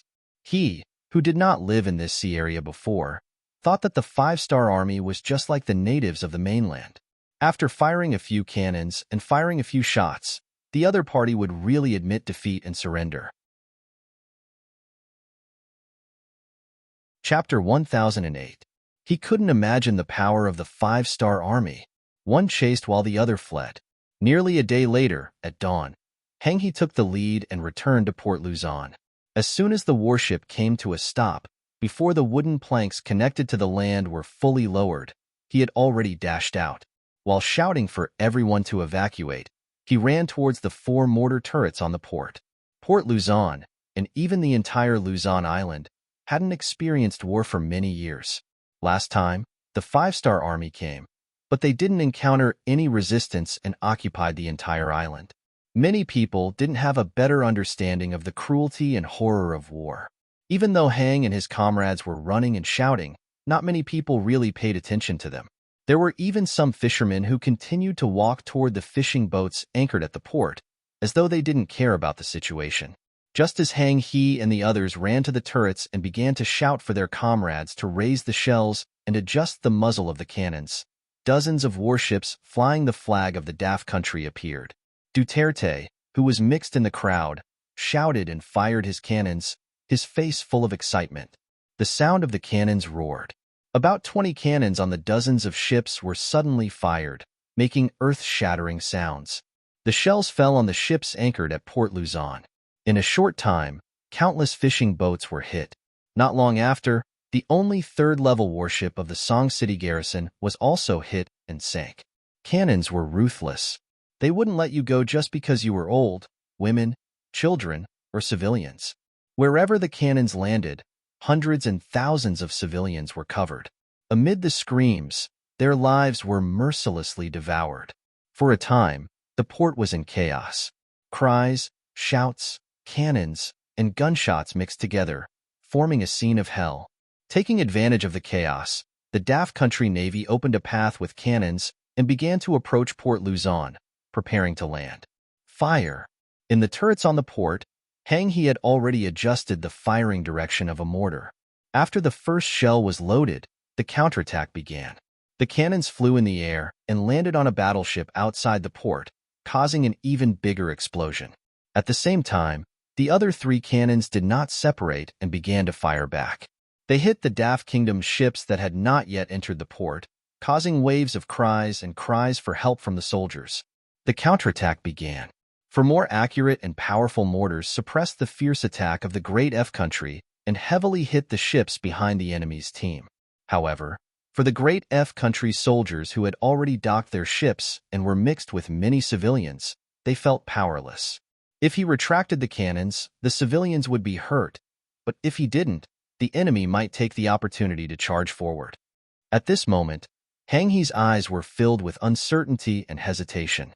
As a former member of the Cold Front, he could fire cannons, fire guns, or even draw his sword at the enemy without fear.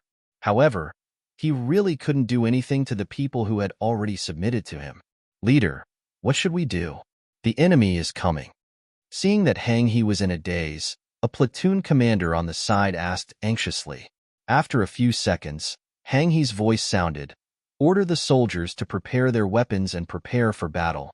After hesitating for a while, he finally did not give the order to harm the civilians. The responsibility of a soldier was to protect the safety of the area. If he needed to use the civilians as a stepping stone when the war came, he really couldn't bring himself to give such an order.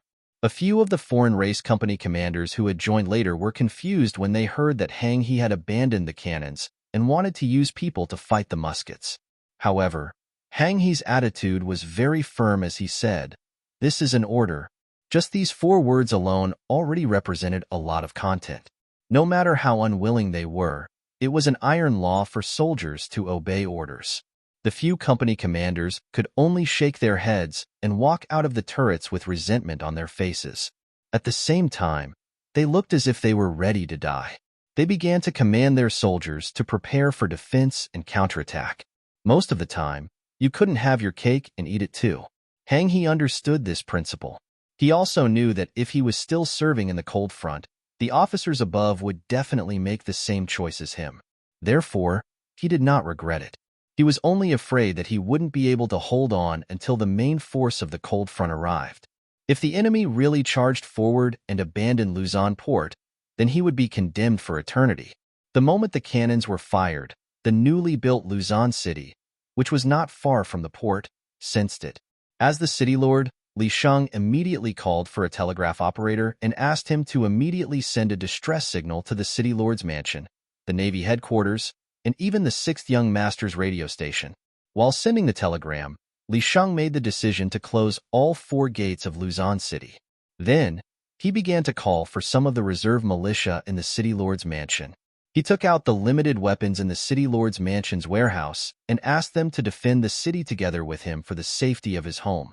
In Port Luzon, Duterte braved the danger of being swallowed by the cannons and walked out of the warship. He was surprised to find that there were no cannons at this distance. He looked around in confusion. When he saw many local citizens lying on the ground trembling, he finally understood everything. He laughed and said to his subordinates, "Do you see that? Our opponents are stupid.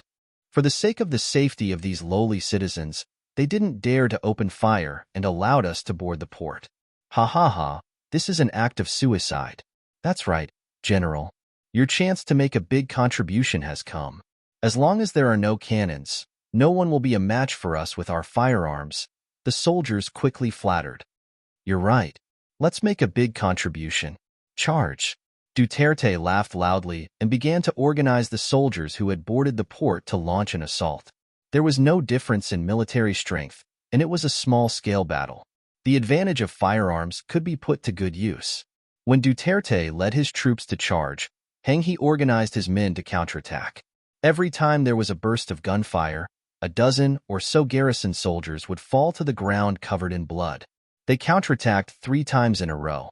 Although they had stopped the enemy's advance, they had also lost about 100 people. Seeing this result, the battalion commander finally couldn't help but say, "Commander, if this continues, I'm afraid we'll all die. If we can't do it, then we'll open fire." "We can't open fire. That will only hurt the citizens. Even if we win, we'll be sinners. We won't be able to answer to the 6th young master. Everyone, hold on. I'm sure the city lord already knows about this and will inform the nearby navy. As long as everyone holds on, we can win." Heng He stubbornly insisted on his decision. He knew very well that if he died protecting the people, the Marine Army wouldn't punish him for his crimes. They would only praise him, and his family would be well taken care of. On the other hand, if he didn't care about the safety of the citizens and opened fire to protect himself, then regardless of whether he won or not, he would be punished by the military. At that time, his family would be implicated. Even if he died, he would have to bear a bad reputation. Heng He's insistence caused the garrison to suffer even greater losses in the following battle. Originally, there were only 2 battalions of soldiers outside the port. After 5 or 6 waves of attacks, the number of casualties had reached half. If this continued, it would take at most 2 hours for the remaining 400 soldiers to lose their lives. The battalion commander was seriously injured and was carried away. The battalion commander of the 2nd Battalion had also led the soldiers to charge twice and was slightly injured. Heng He immediately decided to lead the counterattack. Anyway, as long as he had a breath left, he would not let the enemy reach the fort. As long as he had a breath left, he would not fire at the port and hurt a single citizen. "Commander, you are the backbone of everyone. You can't lead the team." When the battalion commander of the 2nd Battalion was about to launch another counterattack, he saw Heng He stand up. How could he let that happen? He immediately expressed his opposition. "Okay, don't argue at this time. If you can all charge, why can't I, the commander, do the same? If I die, then you will be the commander. If you die, then the company commander below you will be the commander. In short, there is still one person who must protect the fort. If unfortunately, we are all going to die, then the last person will set off the explosives. These 4 mortars must not be left to the enemy. This is our mission. Do you all understand?" These words were like the last words left before death. The battalion commander of the 2nd Battalion didn't know what to say. He could only watch as Heng He took his bow and rushed out of the fort. He was worthy of being the former commander of the Cold Front Company. His individual quality was extremely strong. After he rushed out of the fort, he aimed at the enemy less than 100 meters away and released arrows. 1 arrow, 2 arrows, and he killed 2 soldiers of the Great F Kingdom who were armed with guns. A bullet flew past his body and left a bloody wound on his leg. He moved his right leg and found that it was only a scratch. It wasn't a big problem. He continued to shoot arrows. At the same time, he touched his waist sword and tried to get closer to the enemy. He wanted to find a way to kill a few more in close combat. Other than the warships that were destroyed by the cannon fire, Duterte only brought 1,300 to 400 soldiers to the port. Together with the flintlocks, there were only 200 weapons. Once a soldier died, other soldiers would quickly replace him. This allowed him to maintain enough firepower to suppress the enemy. After killing 200 of the enemy's people and losing 100 of his own people, Duterte's face was a bit ugly. Didn't the intelligence say that this garrison regiment was just established and didn't have much combat power? Why were they still so difficult to deal with? It had been almost 2 hours since they entered the port. This was the territory of the 5-star army. If he couldn't quickly end the battle, who knew if the 5-star army's reinforcements would arrive? Chapter 1009. Thinking that things might change if he delayed any longer, Duterte also became ruthless. He shouted angrily at more than 200 gun-wielding subordinates. This time, everyone, let's go together. The enemy doesn't have many people left. We only need one charge to obtain the final victory. Anyone who kills the enemy will be heavily rewarded. Listen to my command and attack together. The general gave an order. Whether they were willing or not, they had to carry it out. In addition, they already had the advantage in numbers. The 200 men with guns stood up from the ground with a roar. They divided into 3 echelons and began to move forward. Whenever they saw the shadows of the 5-star army, they would immediately fire and then retreat to the echelons behind them. They would continue to reload and prepare to launch a new round of attacks. As a result, they formed a type of suppressive fire that made the 5-star army unable to raise their heads. Hang He was less than 60 meters away from the DAF soldiers. Originally, he was thinking of how to get close to the enemy and kill them with his sword. That way, the enemy could only fire one shot at a time. But when he saw the enemy coming in an orderly manner, his eyes had a sense of helplessness. In this situation, even if he jumped out, he would only become a target. The enemy was getting closer and closer. The soldiers in the fort were suppressed by the guns and could not raise their heads to fight back. Hang He and the dozens of soldiers outside were also suppressed and could not show their heads. The sound of footsteps was getting closer and closer. Everyone, prepare to fight back with me. He knew that he could not wait any longer. Even if it was dangerous, he had to rush out and kill them in close range. As for what kind of effect he could achieve, it was all up to fate. At this time, Hang He remembered the oath he made when he first joined Lungfeng. Protect the country, die without fear. Perhaps this was the time to fulfill his promise. Everyone, get ready. I will count to 3. Everyone, charge together. 1, 2. Just as Hang He was about to shout 3, a series of gunshots suddenly rang out. It was as if firecrackers were going off continuously. Hundreds of meters away, countless Navy soldiers wearing white military uniforms appeared. They were all holding Type 95 rifles, firing continuously while rushing forward. They surrounded the harbor. The sound of gunfire was endless, and under the continuous stream of people, the soldiers of the DAF kingdom who were about to charge forward were killed from a distance. Both of them held a gun, but comparing a hua tong to a flintlock gun was like comparing a fire stick to a sharp weapon. They could not be mentioned in the same breath. The sudden appearance of the 5-star army caught the DAF soldiers off guard and made them dizzy. Kill. The commander of the 1st Sea Division, Nye Tong, personally led the troops. Wearing the rank of a 4-star colonel, he was like a beast that had been released from its cage, constantly charging forward. The 9.5 in his hand constantly spat out tongues of flame, reaping one enemy's life after another. Beside him, the soldiers who were like white waves were also charging forward bravely. Looking at the soldiers of the Great F country, their formation was in chaos due to the sudden attack. Countless soldiers were shot and killed. Even the arrogant Duterte was forced to lie on the ground. He didn't even dare to raise his head. If someone had said that they could suppress him to the point where he couldn't raise his head with a flintlock before this, he would definitely not believe it and would only laugh at the other party for being ignorant. But everything really happened. He finally realized that the so-called powerful firearms of the Great F country were just a joke, a self-deceiving joke. Gravel around him was constantly being hit, shattered, and flew in all directions. Occasionally, it would cut through his clothes and leave wounds on his body. However, at this moment, Duterte had completely forgotten about the pain. His entire body was trembling, like a wild wolf that had always been used to being a tyrant, suddenly discovering that the person standing in front of him was a ferocious tiger. His firepower was completely suppressed. Looking from afar, there were shadows of enemies everywhere. Looking back, he was also surrounded by enemies. At that moment, Duterte knew what the result would be if he continued to fight. Duterte, who didn't want to die and was also afraid of death, didn't hesitate and directly shouted, "Don't kill me, I surrender, we surrender."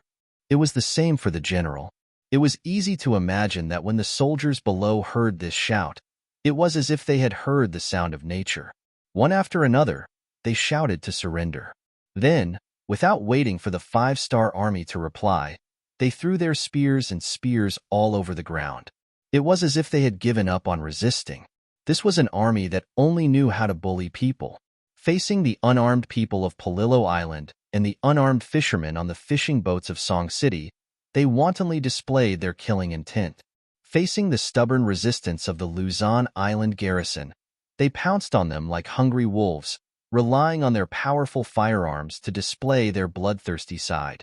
But the moment they met the 5-star army, which was stronger than them, they immediately cowered.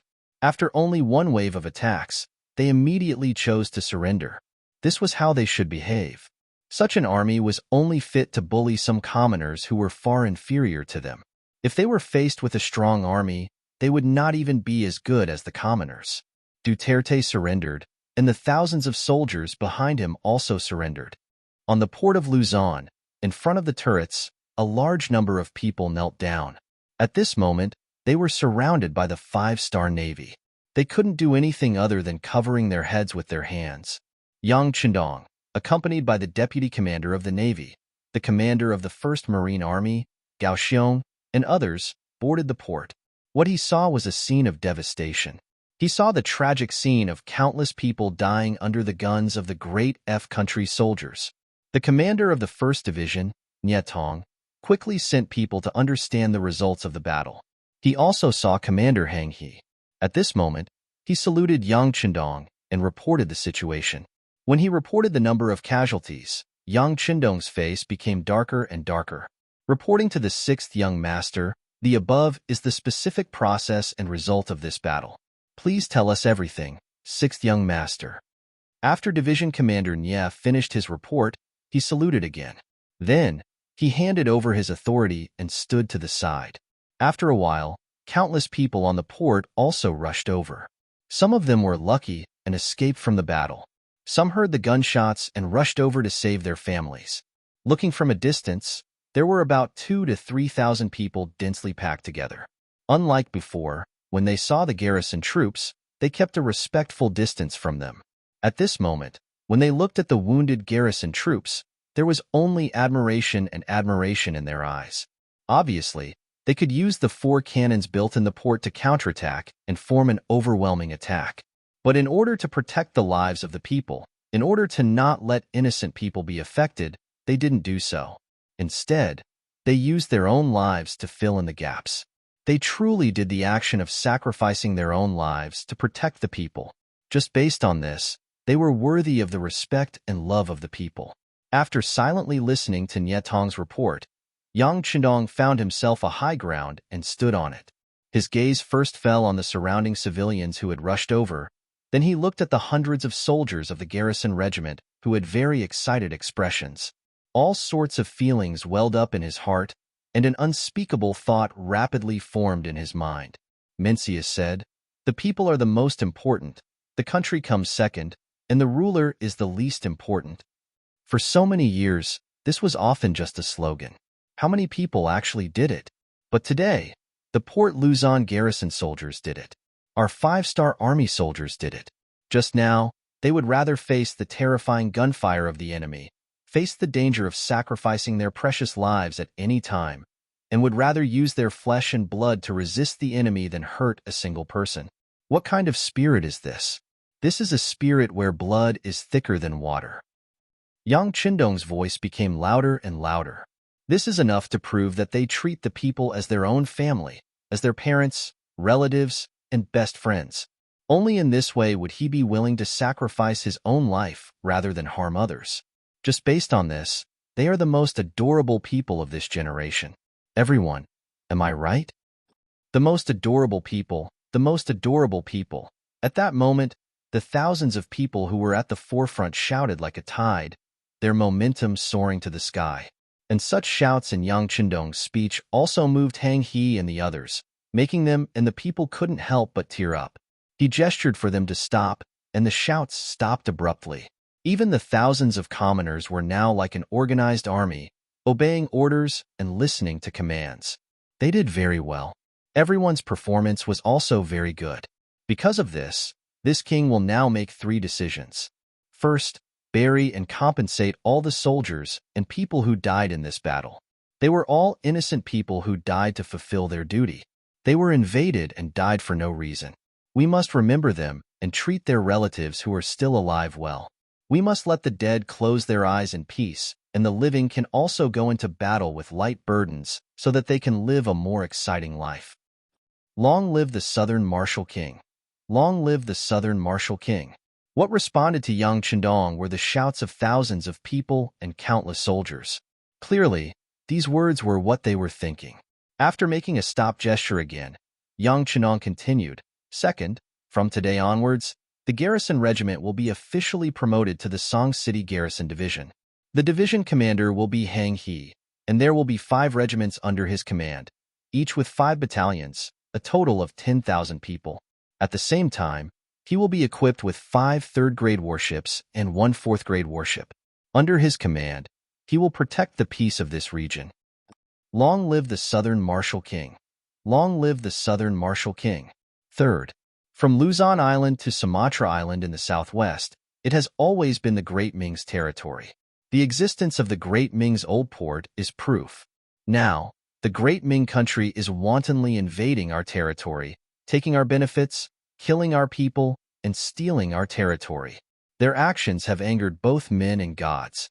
Henceforth, this king announces that we have lost control. Anyone who dares to resist in this region will be killed. Anyone who betrays the country will be killed. Anyone who doesn't back down will be killed. Chapter 10:10. After roaring out the word kill, Yang Qindong's gaze turned to Duterte and the others. His murderous aura grew heavier as he said, These invaders, they didn't care about killing civilians. They should be beheaded according to their crimes. Next, this king will make a judgment. All the invaders will be sentenced to death, in order to appease the sacrifice of the garrison soldiers and the innocent people of Luzon Port. Now, High First Division, please carry it out. Long live the Southern Martial King! Long live the Southern Martial King! Once again, the sea of people shouted in unison, representing everyone's thoughts. Duterte and the others who understood the meaning of Yang Qindong's words instantly turned pale. This general was still trying to explain something. You can't kill us. We have already surrendered. We are captives. And I also know many secrets of Daft Country. I can provide you with help. Captives? If the ones who lost were the garrison soldiers, and the ones who lost were the people of the port, can you not kill a single one? As for the secrets you speak of, do you think in front of my powerful navy, there is anything that can resist our vanguard?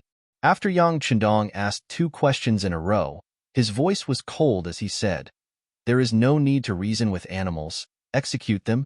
All the commoners and garrison soldiers could only watch as over 1,000 people were killed. Blood flowed like a river in the harbor. But for some reason, no one was afraid. On the contrary, everyone was very excited, and many of the civilians were grateful for what the garrison had done for them. They also wanted to do something. They all expressed their desire to join the 5-star Navy.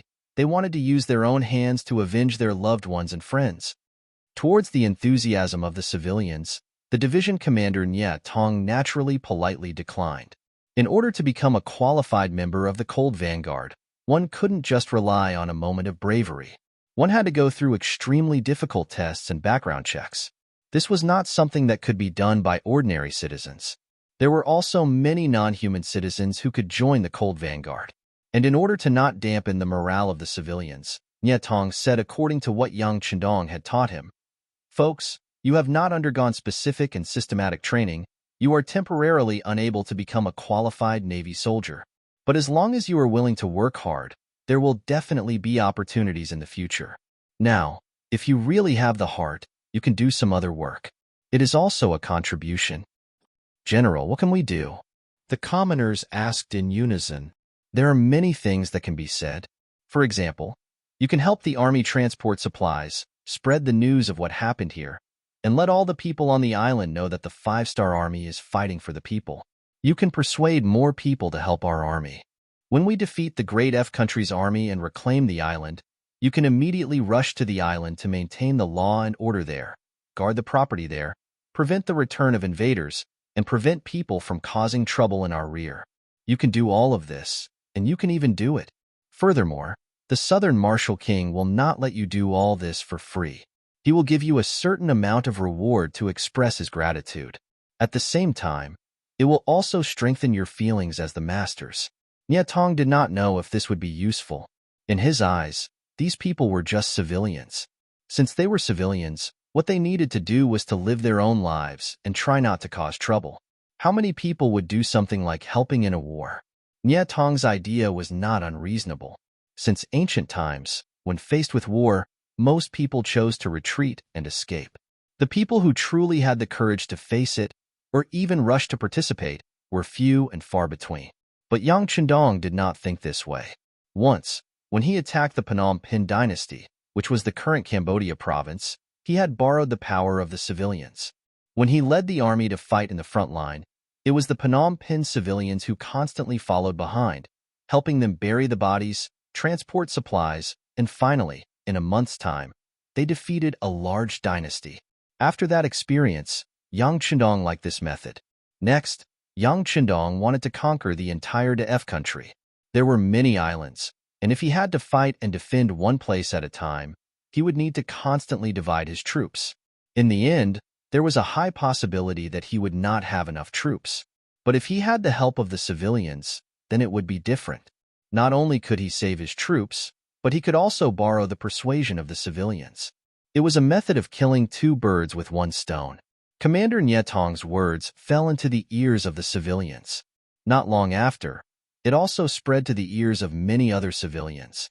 When the garrison regiment faced the invasion of the enemy, they would rather use their bodies to block the bullets than use their cannons to harm a single civilian. This moved many people, making them believe that the 5-star army was the army that saved the world. Naturally, the Intelligence Bureau and the Han people who moved here added fuel to the fire in the dark. But at the same time, helping the 5-star army would give them benefits and rewards. This kind of benefit, in addition to the fact that Port Luzon did exist, made it hard for them to reject. In the following battle, these commoners indeed played an extremely important role in assisting the army. Duterte and more than 1,000 soldiers of the Dafe country were killed at the port. They avenged the dead soldiers of the garrison regiment and the people of the port, and also played the role of a flag sacrifice. Next, Yang Chendong personally led the 1st Sea Division from the north and went straight to the Dietsao Island of the Dafe country. Just as the 1st High Division received the telegram and headed towards Port Luzon, the 2nd High Division and the 3rd High Division also headed towards their respective targets. The 2nd High Division's commander, Zhao Changwang, headed towards the west, while the 3rd High Division's commander, Long Yun Tian, headed towards the east. Mindoro Island was the first island and target to be conquered on the west. On this island, there were about 5,000 soldiers of the Def country and 60,000 civilians. The largest city on the island, Mayu City, had the largest Mayu port on the island. When the 5-star army's flag appeared in the distance, and hundreds of warships appeared, the soldiers of the Def country were dumbfounded. When the 3rd-level warships and 2nd-level warships appeared, and under the command of the division commander, Zhao Changwang, the entire port was soon plunged into a sea of fire. The ships, soldiers, and defensive buildings left here were destroyed in a very short period of time. Before most of the civilians in the city could figure out what was going on, the 2 ND Division's main force had already begun to disembark at the port. With the support of artillery fire, they entered Mayu City after an hour, killed all the enemies who resisted, and occupied almost all the military facilities and warehouses here. From the firing to the end, less than 2 hours had passed. More than 1,000 soldiers of the DF country were killed and injured, and the rest were all captured. Under the cover of artillery fire, the entire Mindoro Island did not even have a single ship escape.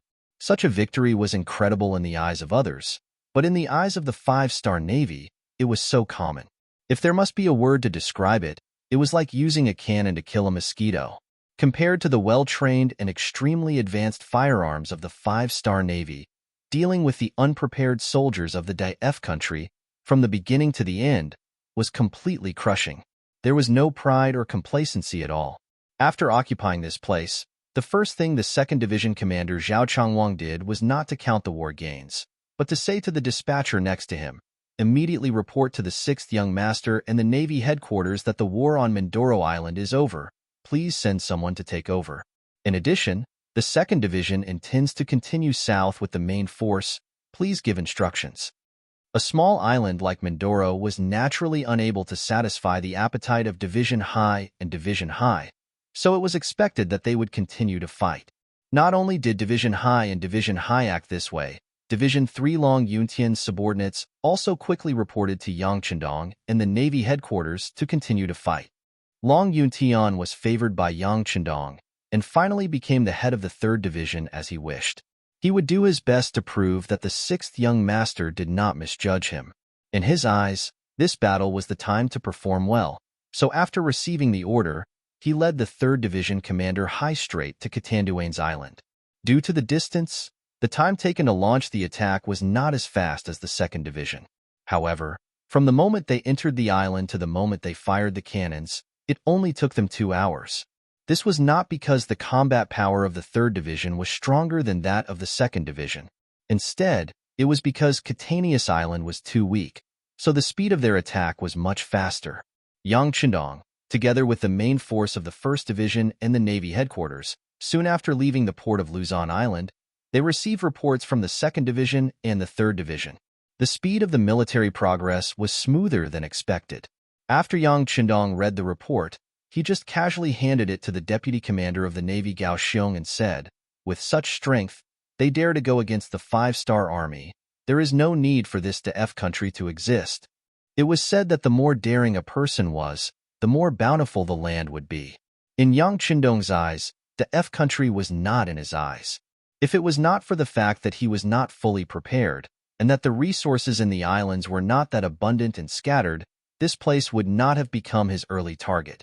If there was someone to blame, it was the merchant Abu Burkle who was blinded by profit and did something that led to his own death. Since it was like this, Yang Chendong would fulfill his wish. Gao Xiong took the telegram and quickly read it. He asked, "6th Young Master, do we agree to their request?" "Yes, but we have to ask them to play it safe and not be reckless. Our intelligence department has sent news that this Western merchant is quite capable. He has also spent some effort to build a naval fleet. Any carelessness could lead to irreparable consequences. Also, inform the logistics department that the transport ships can be activated and quickly occupy the occupied islands." Yang Chendong gave the latest order. Chapter 10-11. Each team took turns to advance according to their different tasks. The war unfolded in an orderly manner, and the islands belonging to the DAF country were occupied one by one. Due to the slave system implemented by the Great F country, after occupying an island, the indigenous people became the people with the lowest status. When the Great F country soldiers entered the island, they burned and plundered and did all sorts of evil. This had already aroused the anger of the people. When the 5-star Navy arrived, these people fought to rebel and cooperated with the army's entry, making the progress much smoother. Most of the soldiers of the DAF country were bought by Abu Burkle with money, and most of them were pirates who had been at sea all year round. These people were naturally unmatched when it came to looting, but these people had one thing in common, which was that they didn't know how to write the word loyalty. In their eyes, there were only benefits. If there were benefits, they would naturally join. If there were no benefits, they would run as far as they could. With such a temperament, when the news of the 5-star Navy's attack came, many of the DAF country soldiers, former pirate groups, on the islands fled. In some small islands, they didn't even do anything to resist. When the main force of the five-star Navy arrived, they often encountered an island that was unprepared. What they saw were the indigenous people who didn't resist at all. With such a big change in the situation, the second and third naval commanders reported the situation again. Yang Chendong quickly responded. Since the local people were also exploited, as long as they sincerely submitted to Yang Xie and Song City, they wouldn't be harmed. But if anyone showed any hostility to the five-star Navy, they would be killed without mercy. Those who are not of my race must have different intentions. After so many years of development, in the original Sulu archipelago, only the people in the Luzon area were mostly Han people. They still had feelings for the great Ming dynasty. The people in the other archipelago moved here later. They had their own beliefs, and many of them were influenced by Islam. For such a hidden enemy, Yang Chendong would never be lenient, because he knew that today's kindness may be exchanged for understanding sorrow. At the same time, Yang Chendong also issued another order. For the pirates that previously belonged to the Daf Kingdom, kill them if possible. If they couldn't kill them, they had to be driven out of the sea. In short, any forces or individuals who dared to be enemies with Yang Xie must not be allowed to survive. The five-star Marine warriors, who have always been warlike and composed of elites, are waiting to make contributions and obtain unparalleled glory.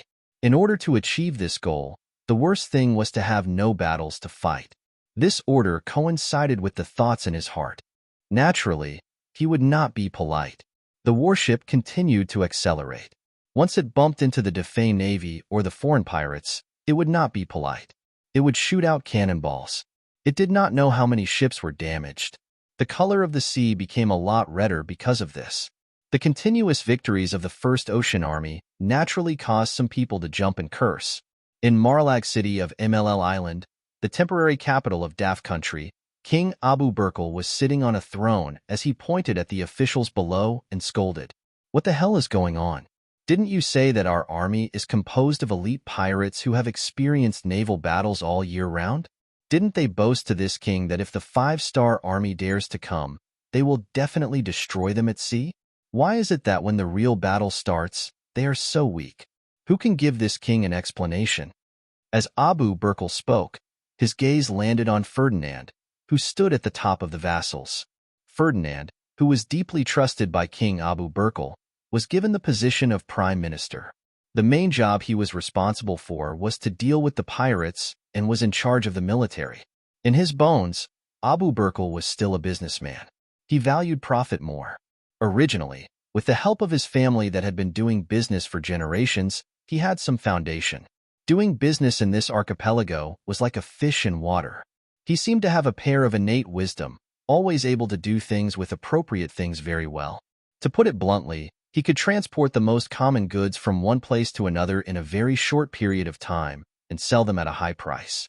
Then, when he returned, he would bring back the specialties of the other place and sell them at a high price along the way. It was because of this unique talent that Abu Burkle's business grew bigger and bigger, and the money in his hands grew bigger and bigger.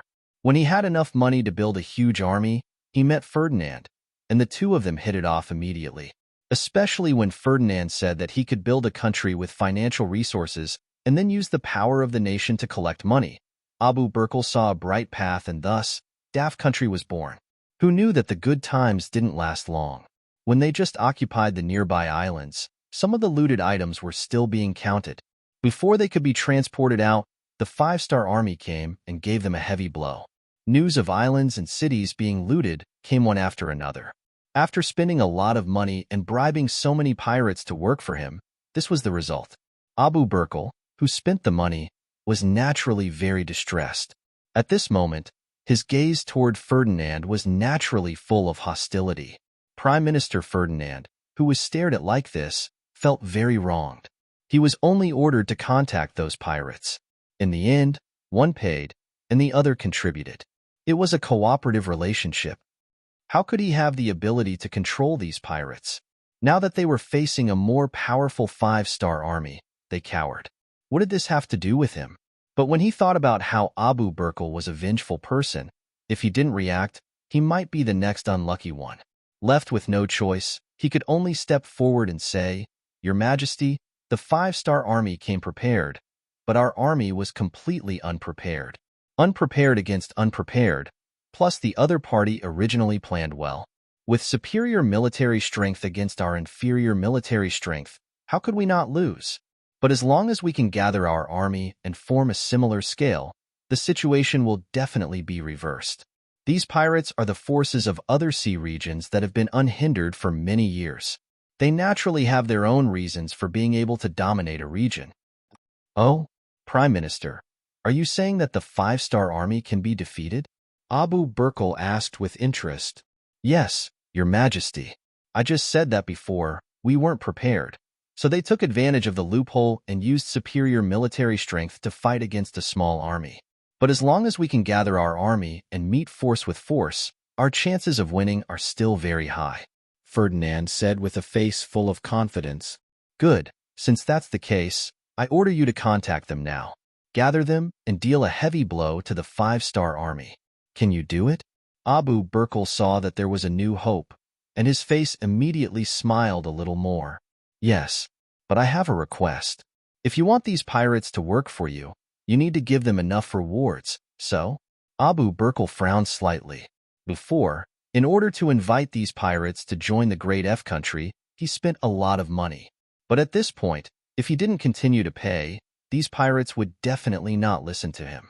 And once the five-star army really came, he was afraid that at that time, they wouldn't even have the most basic way to survive. He would also have to leave because of this, and that would be the same as cutting off his path to wealth. A little impatience spoils great plans. Although he wasn't happy, he still clenched his teeth and said, "All right, this king will agree to your conditions. But this time, there can't be any problems." Your Majesty is wise. Your Majesty, please rest assured. Just wait for the good news of my victory. Ferdinand let out a big sigh of relief. He was the one who contacted these pirates, so he naturally knew their temperament very well. They were a group of people who would sell their souls for money. As long as they were given enough money, they would even kill their own family without blinking an eye. It was just dealing with the five-star army.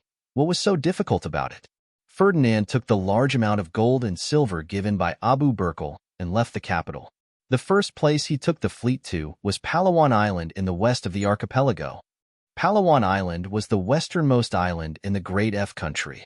It wasn't difficult to get there because it was far away from other islands.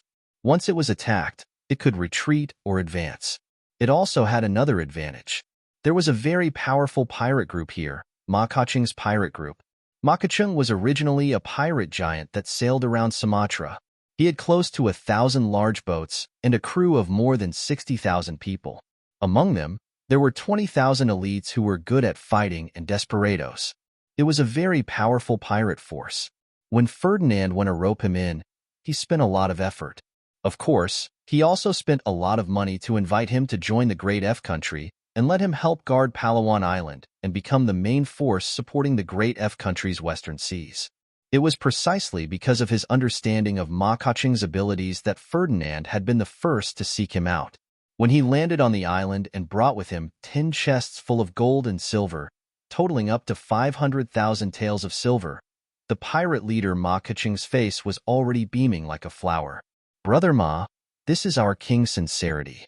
He also said that as long as you can defeat the five-star army, he will also give you a third of the loot. How about it? Seeing that the time was right, Ferdinand said his request. It was only a third of the loot, so it was naturally difficult to move Ma Kachung. This also made him quickly withdraw his smile and said with a very serious expression, "Prime Minister, what do you think we are? A mere 500,000 taels of silver is enough to make tens of thousands of my brothers work for you?" Chapter 10:12. Hee, Brother Ma is lacking. You probably don't know how powerful the five-star army ships are. Let me tell you, they have the fastest power in the world. At the same time, each ship is equipped with cannons that are several times more advanced than ours. Once we defeat them and occupy their ships, it will greatly increase Brother Ma's strength. Moreover, the king said 1/3, but he isn't here.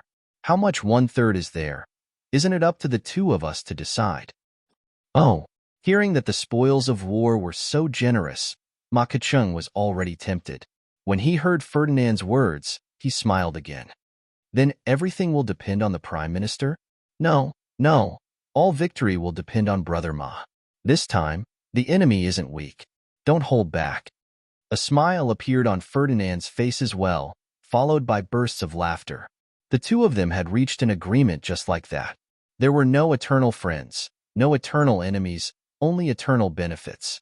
When the benefits were big enough, people would take risks. Ma Keqing made the decision to fight with the 5-star army. In order to tilt the scales of victory towards here, Ferdinand used his identity as the Prime Minister of the F country to give orders to the nearby sea regions. Once the battle started, they were required to do everything possible to stop the nearby 5-star army's reinforcements. They had to buy enough time for them to destroy the enemy's main force. Regarding this, Ma Keqing didn't put it in his eyes. He said bluntly, "We have already investigated. The 5-star army's navy is divided into 3 parts. Each part has less than 10,000 people and less than 200 ships. As long as they are surrounded by us, they won't be able to escape, let alone send a message." What Ma Keqing meant was that Ferdinand's actions were superfluous. Ferdinand laughed and said, "I don't think Brother Ma's goal is so short-sighted. I arranged a few people to watch over the other 5-star army's main force. If we can destroy more enemy ships, wouldn't we gain more benefits?" "Oh, ha ha ha, that's feasible." Ma Keqing laughed heartily, as if the main force of the 5-star naval division was already present and could be easily manipulated by him. This was not his fault. He could only blame himself for the fact that the 5-star naval division was only active in the area around Little Ryukyu Island. They were only passing by Sumantala. Considering their limited military strength, they had not established any influence there. Those who didn't know didn't care. Ma Keqing didn't know the strength of the 5-star army's navy, which was why he made such a decision.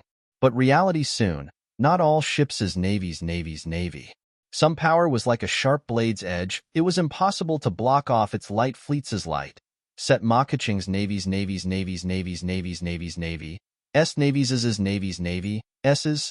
Among them, Ma Keqing led the main force and appeared here. He was ready to fight a decisive battle with the 5-star army. However, he had already set up hundreds of warships and tens of thousands of bandit soldiers in the surroundings, ready to surround them. Using oneself as bait to lure the enemy over and surround them had been done many times. Ma Keqing's face was naturally filled with confidence. After arranging everything, he ordered the scout ship to leave and find the main force of the 5-star army to lead it over. The 5-star army's main force was High 2nd Division. Division Commander Zhao Changwang first raided Mindoro Island and occupied it without much effort. After that, all they had to do was wait. 3 days later, the logistics forces arrived, bringing with them countless Luzon residents and a battalion of garrison soldiers. After taking over the coastal defense of this place, the 2nd Division continued south, taking over 6 or 7 islands of various sizes, including Busanga Island. The result was the same.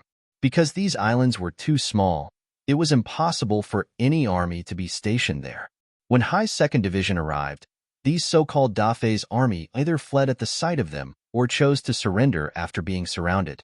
There was not even a decent battle. This made Division Commander Zhao Changwang and the officials of High 2nd Division very unhappy. A group of true elites had their own dignity. If the enemy couldn't even withstand a single blow, then there would be no challenge at all. For them, this kind of expedition would become a boring thing. Until the scout ship sent by Ma Keqing suddenly appeared. Zhao Changwang, who had been dozing off, opened his eyes wide again. "Division Commander, look at that flag. It's the scout ship of Ma Keqing's pirate group. Should we defeat them and feed them to the fish in the sea?" 1st Division Commander Shan Xing stood in the captain's room and asked excitedly. "No." Zhao Changwang hurriedly made a hand gesture and said with a look of anticipation, "I've heard that Ma Keqing's strength is not bad. It's not easy to see their scout ship. Of course, we have to follow them and find their main force for a decisive battle. Like this, pass down the order. All warships are not to fire. Just follow these scout ships. We have to find the enemy's nest and destroy them in one fell swoop." With the division commander's order, the entire 2ND Division's 200 warships quickly moved. They adjusted their direction and followed behind the scout ships towards the west.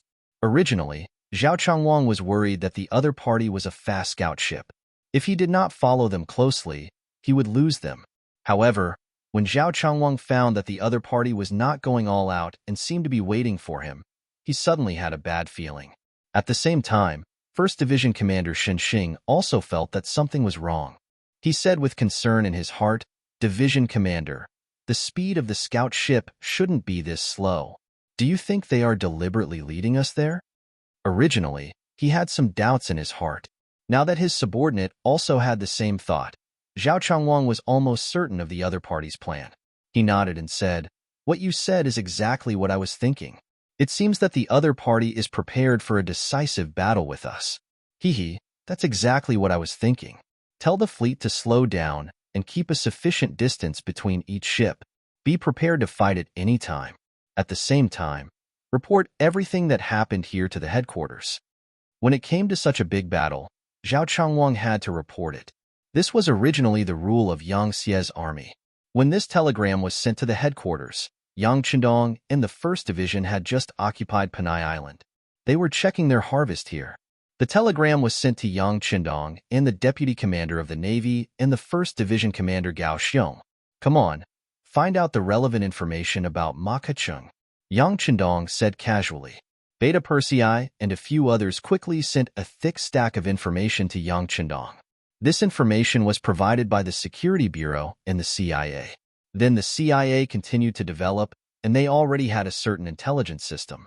With 2 departments collecting and providing information at the same time, this would enhance the authenticity of the information and provide a better reference for making correct judgments. Oh, this pirate organization is quite powerful.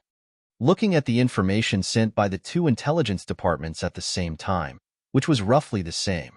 Looking at the numbers above, there were thousands of warships and more than 60,000 soldiers. Yang Chendong couldn't help but be shocked. One must know that the pirate forces were not comparable to other forces. Surviving at sea all year round made their needs greater than on land. Let's put it this way. If a force had 60,000 people on land, it wouldn't be surprising. If it was done well, even a county magistrate could do it. But to have such a huge force at sea, the resources needed were too much. It was enough to show that this was not a small force. Gao Xiong also saw this group of forces, then said worriedly, "6th young master, enough ants can bite an elephant to death. In the face of such a strong enemy, I'm afraid that even if C2nd Division wins, they will have to pay a certain price. It's better to send reinforcements immediately." Reinforcements are needed. Yang Chendong nodded in agreement. Although he was confident in C2nd Division, with the power of their warships and cannons, as long as they were not ambushed in their sleep, they would have the ability to break out of the encirclement. But just passively taking a beating was not his style. The establishment of each C Division used a lot of financial and material resources in Reikin City. Any loss would make him feel distressed. How about this? Send a telegram to the C4th Division patrolling the nearby sea area. Let them quickly approach C2nd Division. Don't let them meet up first. Once they find that the enemy is surrounding them, attack them from both inside and outside. 1 C2nd Division and 1 C4th Division. With such a force, even if they were facing a force several times stronger than them, they would still have the ability to counterattack. Yang Chendong gave the order, and Gao Xiong nodded in agreement. Then he asked, "The enemy has already made their move. 6th young master, I think we should also hurry up. Everything on Panay Island will be left to the garrison and the people. Should we continue to move forward?" "Yes." Yang Chendong nodded silently, and his eyes fell on MLL Island on the sand table. This time, Daft Country went to war without declaring war, killing and injuring so many soldiers and people.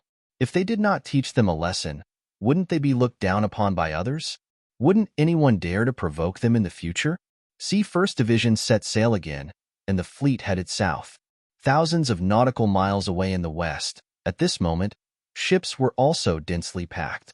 The tense atmosphere before the war appeared on every pirate's head, indicating that a life-and-death battle seemed to be about to begin at any time. Compared to the tension of the soldiers below, Ma Kecheng, as the leader, was very relaxed. In his opinion, with more than 6 times the number of troops and 5 times the number of warships, the 5-star army had already become his meal, the meat in the bowl. At this time, he consciously ignored two problems. Chapter 10:13. First, the strength of the five-star Navy. Second, the five-star Navy has an external communication system that he can't understand at all. He thought that after encircling the five-star army, the other side will become a lone army. He thought that with the advantage of warships and numbers, the other side will not be his opponent. But he didn't know that at this time, the 2nd Sea Division has already contacted the 4th Sea Division regarding the decision of the 6th Young Master and the Navy headquarters to send the 4th Sea Division to join forces with them. Although Zhao Changwang has some resistance, he thinks that the 2nd Sea Division can win. But considering that the number of warships is not equal, once the other side is defeated, they will likely escape. When he can't chase after them, he still agreed with this decision. It's just that Zhao Changwang thought of the 4th Sea Division as a peripheral force. He didn't think of cooperating with them. He wanted to let the 2nd Sea Division have their own military achievements. And all of this changed because he entered the encirclement. After discovering that the enemy's scout ship was deliberately luring them into the encirclement, Zhao Changwang ordered all the warships to slow down their marching speed and maintain a good alignment. In the end, 3 days later, the 2nd Division, which was tailing the scout ship, finally found the densely packed enemy ships waiting for them on the opposite side of the sea. Looking from afar, there are no less than 400 warships. This powerful lineup fell into Zhao Changwang's eyes, but he didn't have any fear. Instead, he was very excited. Finally, there is a piece of fat meat in front of him. He can eat to his heart's content. But what happened next changed Zhao Changwang's plan of eating alone.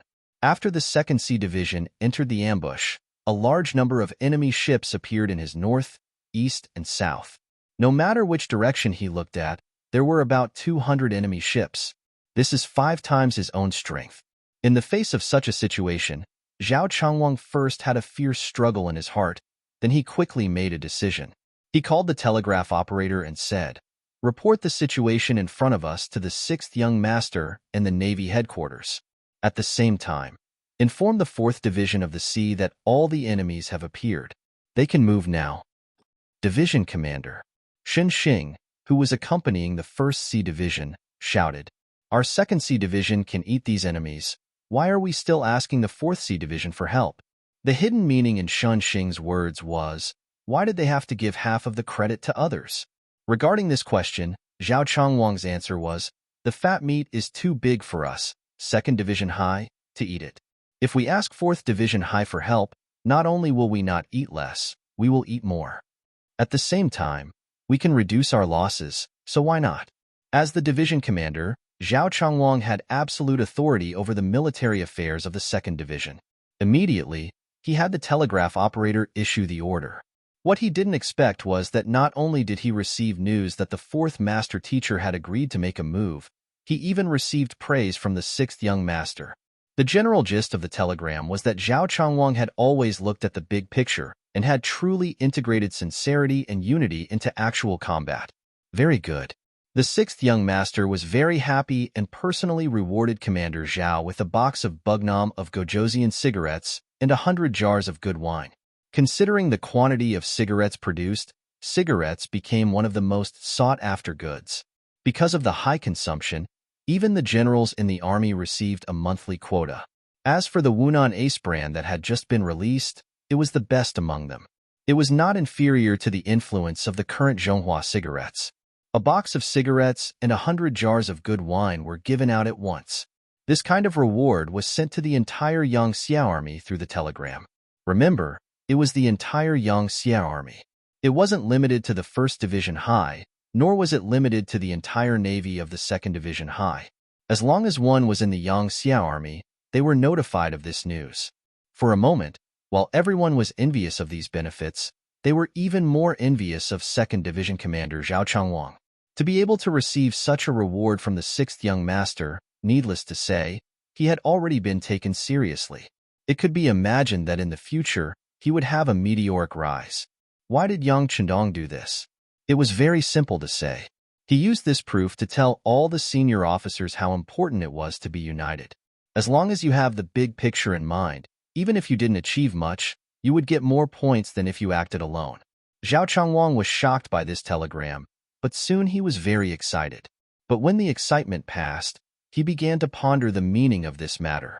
So, after he thought it through, 2nd Division High didn't immediately counterattack. Instead, they continued to drill into the middle of the encirclement. Since he already knew that he was surrounded, it was equivalent to knowing the opponent's plan. Zhao Changwang wasn't in a hurry. He wanted to wait and see, not to see if the opponent had any tricks up their sleeves, but to buy time for 3rd Division High to reach the designated target. 2nd Division High was surrounded, but they didn't immediately escape. Instead, they continued to move forward, towards the center of the battlefield. This also made Ma Kacheng, who was about to give the order to attack, hesitate. This also made Prime Minister Ferdinand, who was following the army, unable to understand. Shouldn't a normal person run away immediately when encountering such a situation? If they didn't enter the center of the encirclement, even if they had to pay a big price to escape, there was still hope for them to break through. But once they entered the center of the battlefield, even if they wanted to escape with a ship, it would be harder than ascending to the heavens. The 5-star army knew this, but why were they still so close to the center of the battlefield? Puzzled, the two gathered together to think about it. Because if they didn't understand this problem, they would never be at ease. Very quickly, the two of them came to a consensus. The reason Teacher High's 2nd Regiment did this must be due to their arrogance. In other words, the 5-star army was very arrogant. They probably didn't think highly of these pirates, so they dared to take the risk. It was no wonder that the two of them thought this way. According to the information obtained from the scout ship that followed 2nd Division High, ever since they discovered each other, 2nd Division High ships didn't leave. Then, after 3 days of pursuit, 2nd Division High ships had already entered the encirclement. Faced with this extremely accurate information, it could only mean one thing. 2nd Division High didn't have any reinforcements, and they didn't have any reinforcements. If this wasn't arrogance, then what was it? Haha, everyone says that the 5-star army is very strong, but I haven't seen it yet. Now, I see their arrogant side. Very good. Since they don't put others in their eyes, then don't blame me for being merciless. Use the flag to tell the other ships not to be in a hurry to attack, and let the enemy move. At the same time, shrink the encirclement and wait for the enemy to appear in the center of the battlefield before attacking together. Ma Kacheng was furious. He was angered by the arrogance of 2nd Division High. In the past, whenever an enemy was surrounded by him, which one of them didn't panic? They would flee in a hurry, and it would be difficult for them to even display 50% of their usual strength. However, 2nd Division High actually did the opposite and didn't put his encirclement in their eyes. Since it was like this, why would he be polite? He would just give them a good beating. After the order was given, 2nd Division High unhurriedly moved towards the center of the battlefield under the encirclement of thousands of ships. During this period, their speed was very slow, but they kept moving forward, so the pirates didn't have any other ideas. In any case, it was impossible for them to go out and report. Since that was the case, why should they worry about them escaping? Thus, the next half of the day passed in this kind of dawdling. 20 hours later, the 4th Division High sent a message that they had arrived at the designated location. They could enter the battlefield at any time after 2nd Division High fired their first shot. The 2nd Division High's commander, Zhao Changwang, ordered the entire division to prepare for battle. In these 20 hours, other than the necessary personnel on duty, the rest of the 2nd Division Cold Front officers and soldiers were resting and sleeping in their cabins. But all the veterans knew that the more the battle, the more it was important to maintain enough physical strength. Only in this way could they perform better on the battlefield. After 20 hours of rest, the officers and soldiers were full of spirit and energy. The moment the division headquarters gave the order, the 4 regiments immediately separated, with the division headquarters as the center, guarding the east, south, west, and north, guarding the 4 directions. This was called the 4 Directions Defensive Formation, and it was often practiced during exercises. But this was the first time it was used, and it was also the first time in the history of the 5-star Navy that a division was surrounded. The 4 Directions Defensive Formation was completed in less than half an hour. When the pirates more than 10 miles away discovered their abnormality and began to approach them, the 4 regiments were ready to attack. As the 2nd Marine Division, which was composed entirely of cold front soldiers. Other than the transport ships, all the ships were equipped with 100mm mortars. The advantage of this cannon was that it was small, easy to carry, and easy to move. It could be placed at the bow, middle, or stern of the ship, and could be adjusted according to the direction of the enemy. Moreover, the shortest attack range was 13 miles, and it could be used to kill enemies from a long distance. As for the divisions, they were equipped with 5 Level 4 warships. Among them, there was one for the division headquarters, and one for each of the 4 regiments. All of the Class 4 warships were equipped with Type 61, 100mm single-barreled naval cannons. Firing rate, 12 rounds/minute. Range, 22. 5 kilometers against the sea, 14 kilometers against the air. Elevation, 85 degrees. Weight, 15. 9 kilograms. Muzzle velocity, 895 meters per second. This type of 100mm naval cannon was produced after Yang Qindong took out the finished product from the warehouse, and the Crimson City shipyard gathered countless manpower and resources to research it for 3 years before they succeeded. This type of naval cannon could fire up to 45 nautical miles away, and was currently the strongest cannon developed by the Crimson City shipyard and munitions factory. Chapter 10:14. With the production of the 100mm single-barrel cannon, the shipyard and munitions factory in Crimson City also mastered more high-end technology. It is conceivable that under the promotion of Yang Xie's books and knowledge, more and more advanced cannons will be introduced in the future. On the Level 4 warship where Zhao Changwang was on, there was a 100mm single-barrel cannon at the moment. At this time, the cannon barrel was aimed at the pirate group rushing towards them, eager to fire. Report the distance. Zhao Changwang picked up the advanced binoculars used by the division commander in his hand and looked at the sea in the distance while asking. Reporting to division commander, the enemy ship is 10 nautical miles away from us. Wait a little longer. When he heard the distance of 10 nautical miles, Zhao Changwang put down the binoculars and said in a leisurely manner. Although the distance of 10 miles was within the range of all artillery fire, Yang Qindong still didn't give the order to attack immediately. He already learned from the intelligence that the strongest artillery in the west only has a range of 3 miles. As long as they fire outside this range, the initiative is still in their hands. Moreover, once they start fighting, facing such a powerful artillery, Zhao Changwang can't predict how the other party will react. What if they can't withstand the force and turn around to escape? If they run and run, it is very likely that they will rush out of the range of the 100mm mortar 13 miles. If this is the case, relying only on the cannons of the 4 Level 4 warships, the effect won't be too good, so he has to wait a little longer. Reporting to Division Commander, the enemy ship is 8 miles away from us. Reporting to Division Commander, the enemy ship is 6 miles away from us. Order all ships to aim at the target and fire. After hearing the distance of 6 miles, Zhao Changwang didn't hesitate anymore. If he doesn't fire now, it will give the enemy a chance to rush in front of him. Once the enemy can suppress him with artillery fire, the loss at that time is inevitable. After the order was issued, the command flag fluttered on the strings of the division headquarters, then the first cannonball was fired. It was the Level 4 warship that Zhao Changwang was on. The cannonball whizzed out of the barrel, landing directly in the midst of the approaching pirate ships. Boom! The cannonball whizzed out. Since it had already locked onto its target, it was the first to hit its target. It hit a large ship among the pirate ships with more than 300 people on board. Then, it was lit up with flames and ammunition splattered in all directions. The pirate ship, which was completely unprepared, was hit. The hull of the ship began to crack, and countless crew members were killed or injured by the explosion. Miserable screams rose and fell in succession. This hellish scene was just the beginning. Following that, countless cannons roared and countless shells flew out of Division High's warships, rushing towards the enemy ships 6 miles away.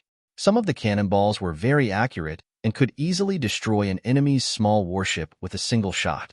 Some of the cannonballs were not accurate and would cause a huge wave when they landed on the surface of the sea, causing the nearby pirate crew members to cry out in fright, their eyes filled with fear. As pirates, they were used to threatening others, robbing others, and then watching others show fear in the face of danger. However, when everything was about to happen to them, they realized how dangerous it was. They realized that their qualities were not much better than those who had been robbed before. In fact, some of them were even worse than those who had been robbed before. Cannonballs sounded one after another without any signs of stopping. Although the speed at which Crimson City's munitions factory produced cannonballs was still very slow, it had been 6 years since the establishment of the Navy. It had been nearly a year since the successful development of the cannonballs. There hadn't been any major battles, so the stockpile of cannonballs was still very large. It wouldn't be a problem to use them for several large-scale naval battles. Cannonballs continued to roar. In the depths of the pirate ships, the confidence on Ma Keqing's face had long disappeared. He was loudly asking about the distance between him and the 5-star army. He couldn't believe it. How could the enemy fire a cannonball from such a distance and hit him? All of this was beyond his imagination. To be able to dominate a region and become a pirate organization that Abu Bakr didn't hesitate to recruit, Ma Keqing was very confident in himself. Every day, he saw scenes of the strong devouring the weak. He clearly understood the importance of weapons. For this reason, he didn't hesitate to buy cannons from a passing Western fleet at a high price. Those cannons could fire up to 2.5 miles away. It was definitely a very powerful weapon at that time. Although he also knew that some Western fleets had cannons that could fire up to 3 miles away, he also knew that they would never sell them. Otherwise, wouldn't it mean that they had the possibility to threaten the enemy? But even if it was 3 miles away, once it encountered his wolfpack tactics, it was destined to end in failure. Before the battle, he thought that the 5-star army's cannons could only fire up to 3 miles away. It was because of this that he dared to mobilize all of his forces to surround the enemy. But he didn't expect that the enemy would fire from 6 miles away and give him such a heavy blow. Moreover, it didn't seem like there was only one cannon, but countless. This result made Ma Keqing somewhat unable to accept. At this moment, he was already regretting his decision to become enemies with the 5-star army. Prime Minister Ferdinand, the special envoy sent by Abu was also unable to accept it. He had come here to see how the 5-star naval division was surrounded and annihilated, not to see how they were defeated. So when he saw that the enemy had already fired and started to damage the pirate ships, he couldn't help but ask Ma Keqing, "Brother Ma, why didn't you give the order to return fire?" Ferdinand was a civil official after all, so he naturally didn't have a certain understanding of the cannons on the ships. In his opinion, the more ships the pirates had, the more cannons they had.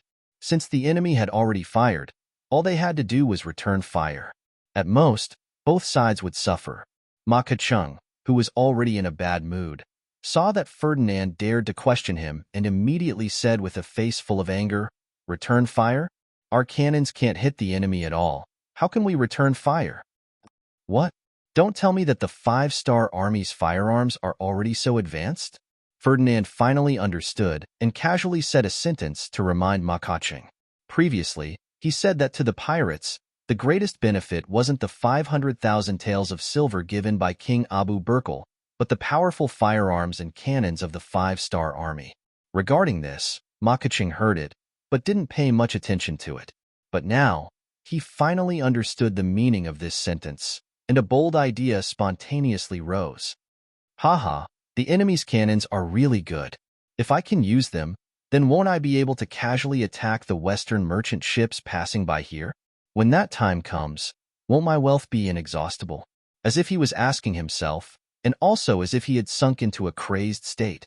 After a burst of laughter, Ma Keqing suddenly turned around and shouted to his subordinates beside him, "Use the flag to tell everyone, don't be afraid of the enemy's cannons, charge forward bravely.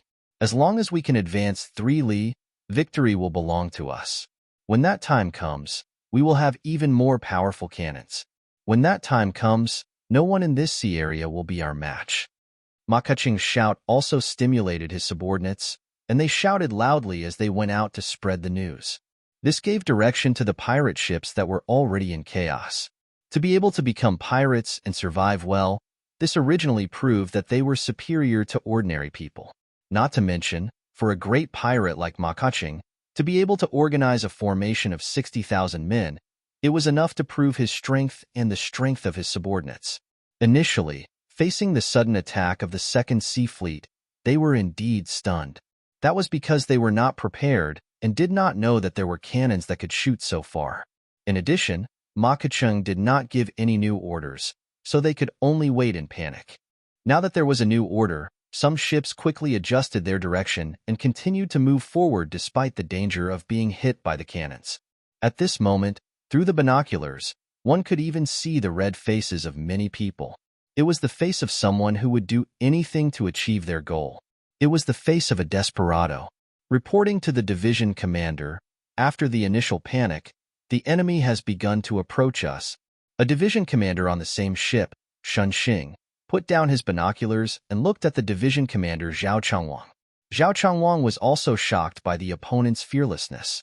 But to be able to become the division commander of the Cold Vanguard, which one of them was not a person with an extremely strong mentality. After a moment of sighing, he ordered all warships to adjust their direction. Be sure to control the enemy's warships 3 li away. Not only did he want to win, he also wanted to not suffer any losses. This was where Zhao Changwang's ambition lay. Although it was said to be ambition, under the advantage of powerful cannons, who could say that this was an impossible task? The Second Sea Fleet began to change their target. They began to fire at the ships that were trying to get close to them. For a time, within a distance of 4 to 5 li, gunfire filled the sky. One after another, enemy ships were sunk. On the vast sea, countless small black dots floated on the water, calling for help from nearby ships. Compared to some other forces, pirates seemed to be more fearless of death. Even if the ships in front of them were sunk one by one, there were still more ships coming one after another behind them. They were like a one-track mind. Once they set their sights on their target, they would never let go, even if they knew that it was very dangerous. A fluke mentality existed in everyone's heart. They seemed to believe that they would be one of the ships that would be lucky enough to reach the 5-star admiral. Therefore, everyone was taking risks, and everyone was facing failure. Chapter 10:15. Everyone advance. I don't believe that they can defend so well. On the pirate ship, Ma Keqiang's eyes were red with anger.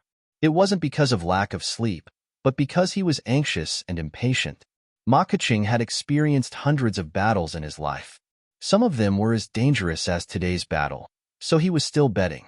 He bet that with the advantage of numbers, he could win in the end. However, all of this was disrupted and defeated by another piece of news that came out of nowhere. All the pirate ships continued to advance according to his orders, especially the fast scout ships. Although they didn't have any offensive capabilities, they had the advantage of being extremely fast. Once such ships appeared, it was really difficult to be targeted by the cannons. They became the first pirate ships to reach the 3-mile mark. Finally, there was a ship that entered the 3 li radius. This was equivalent to giving the other pirate ships a shot in the arm. For a time, the other ships were influenced by this and also madly accelerated. It was as if they wanted to rely on their numbers to win. But at this moment, when their hearts were filled with hope, suddenly a large number of cannons roared behind them. Then, more ships with the 5-star red flag joined the fray. They were the Sea's 4th Division that was ordered to come to the rescue. At the beginning of the war, the Sea's 4th Division was ordered to patrol this area to prevent people from taking risks and attacking the coast of Cambodia that had just been conquered by Yang Xie. It was because of the special position of the Sea's 4th Division that Yang Qindong gave them the opportunity to participate in the war. When he received the order, the commander of the Sea's 4th Division, Ding Yin, was naturally very excited. He immediately left the 4th Division to continue patrolling, while the other 3 divisions and a division's battalion headed straight for the designated area. The cooperation of the Sea's 2nd Division bought them time, and they finally arrived in time for the battle. They finally appeared when the battle was at its climax, and then they dealt a heavy blow to the unprepared pirate ships. The sudden appearance of the Sea's 4th Division caught the pirate ships off guard. When the cannons fell again, the pirate ships were horrified to find that it wasn't the enemy that was being surrounded, but themselves. What was even more frightening was that the 5-star Army's ships had appeared out of nowhere. Their cannons were spreading out in a very irregular manner. They had actually discovered that there was no safe zone in this area of the sea. Unlike the previous Naval Division High's 2nd Naval Division, They first attacked the leading ships of the pirate ships, then attacked the ships that wanted to come within 3 miles of them. This way, as long as they didn't charge at the front, they wouldn't be in danger of being hit by the cannons. This was also the reason why a large number of pirate ships didn't panic. The appearance of Hai's 4th Military Division broke this rule. When no area was safe, some people with weak wills began to waver. Not all of the 60,000 pirates were elites. Only 20,000 of them were truly loyal to Ma Ka-ching. The remaining 2/3 were only here to make up the numbers and temporarily find a place to stay. Such a person would naturally have no problem fighting a smooth battle, but once they encountered a serious obstacle, their mentality would collapse at any time. Just like when Hai's 4th Military Division suddenly appeared and gave a heavy blow, the mentality of many pirates began to collapse. The direct result was that some of the more courageous people, those who valued their lives, suddenly separated from the group of pirate ships and directly fled to the distance. Some things can be contagious. Just like on the battlefield, when everyone is rushing to advance, as a member, you will consciously or involuntarily follow them. On the contrary, if someone starts to flee, your brain will also be affected. Under the herd mentality, you will even have the same reaction and turn around to escape. Even more people don't know why they fled. You are like the current situation on the surface of the sea.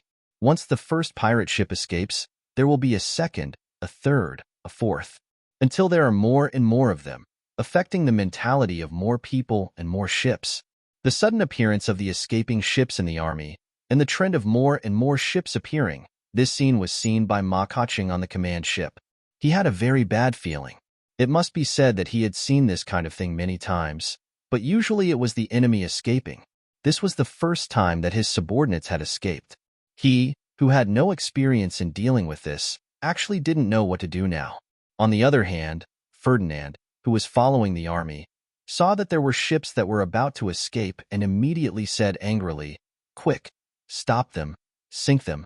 No matter what, we can't let this situation spread, or else it will destroy our army." Yes, immediately do as the Prime Minister said. Ma Ka-ching, who was reminded, also thought of something. He wasn't afraid of the ships escaping, but he was afraid that everyone would follow suit.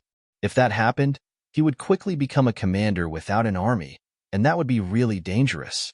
Therefore, the pirates who had been beaten up finally had the chance to fire their cannons. However, their target wasn't the 5-star Army's naval division, but their own people. The sound of the cannons rang out, hitting the escaping ships one after another. This scene was tantamount to a resounding slap to the other people's faces, which was equivalent to telling everyone that the consequences of fleeing in the face of a battle were tragic. This method of killing the chicken to warn the monkey had a certain effect, and for a moment, the wind of fleeing in the face of a battle was suppressed. This chaos gave the 2nd Sea Division a chance to counterattack. Originally, some of the ships were already 4 miles away, and it looked like they would be a threat if they continued to charge forward. First, there was the sudden arrival of the 4th Sea Division, which attracted the attention of the other party. Then, there were some pirate ships that wanted to escape, which shook the pirate army's determination to attack. Under these two sudden changes, the pirate ships' speed slowed down. The only ones that really rushed over were the scout ships that didn't have cannons and were closer to the enemy. Ships like these that came alone couldn't pose any threat to the 2nd Sea Division at all. Every 5-star Army's battleship only needed to send a squad of soldiers armed with the Type 95 to close in and strafe. Facing the pirates who were still armed with bows and arrows, after a few rounds, more than half of them were killed. They didn't even have the chance to shine before they were completely annihilated. Taking advantage of the delay in the enemy's attack, the 2nd Sea Division's cannons began to extend and unceasingly fired shells. Together with the 4th Sea Division, they attacked the pirate ships from the front and back. Finally, there wasn't a single safe spot left on the battlefield. Countless pirates could only watch helplessly as their companions' ships were struck and sunk into the sea. As they screamed for help, the fear in their hearts grew stronger with each wave. Finally, the matter of fleeing once again occurred. This time, the number of ships that escaped was much higher than the previous few. There were dozens of ships, and even hundreds of ships. When it became a general trend, the so-called stopping would no longer play a decisive role. There were even some ships that took the initiative to open fire on the pirate ships that tried to stop them from escaping. Thus, the internal strife began. When everything entered Ma Keqing's eyes, he knew that it was all over. Seeing his ships being sunk at every moment, or being hit by the 5-star army, or being hit by his own people, his many years of hard work suffered a heavy blow today. His face was extremely ugly. At this moment, Ferdinand's voice came from the side. "Brother Ma, this can't go on. We have to think of a way." A way? If he didn't hear this sentence, he wouldn't be so angry. After hearing this sentence, Ma Keqing's eyes spat out flames of anger. "It's all because of you? If it wasn't for you, my army wouldn't have suffered such heavy losses. Tell me, how are you going to compensate me?" Compensate? Didn't we already give you 500,000 taels of silver? Now that we haven't dealt a heavy blow to the 5-star army, even our king can't give you any more benefits. Ferdinand shook his head and spoke the truth. At this moment, he didn't know what kind of consequences these words would bring him. 500,000 taels? My losses are so great. Is 500,000 taels of silver enough to compensate for them? Let me tell you, give me another 1,000,000 taels of silver. Otherwise, don't blame me for being ruthless. His face was full of anger, and every word seemed to be squeezed out from between his teeth. 1,000,000? No, no. Even if you kill me, you won't get it. Ferdinand heard Ma Keqing's demand and shook his head continuously. Is that so? Then I'll kill you. Men, kill this culprit in public. Ma Keqing, who was in a fit of anger, said without any trace of politeness. Once the order was given, 2 pirates walked forward, one on the left and one on the right, and carried Ferdinand out of the cabin. Ma Keqing didn't even look at him, but used a decisive tone to say to the flag-bearer beside him, "Pass down the order. Retreat. All troops retreat towards the Sumatra Sea." This was the saying of a brave warrior cutting his wrist. Knowing that they weren't a match for the 5-star army, they would just flee. Wasn't there an old saying, "Where there's life, there's hope"? The scene of cannon fire was still playing out on the sea. Once the order to retreat was given, the situation became even more chaotic. The pirate ships were like street rats that everyone wanted to beat, frantically fleeing in all directions. This was the so-called, "a defeated army collapses like a mountain." Continue the cannon fire, kill as many as you can. Seeing the enemy ships in chaos, not thinking of attacking but instead fleeing, the commander of the C-2nd Division, Zhao Changwang, decisively gave the order to extend the cannon fire. Immediately, the cannons that were originally aimed at the enemy ships in front of them began to extend, blasting towards a distance of 6 li. They originally thought that since they were far away from the 5-star army, there wouldn't be any danger. At this moment, they realized that the enemy wasn't using their full strength. Seeing the enemy's cannons smash one after another onto the warships beside him, Ma Keqing's face changed again.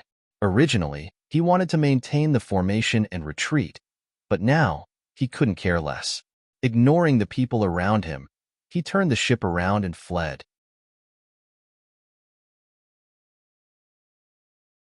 Chapter 10:16.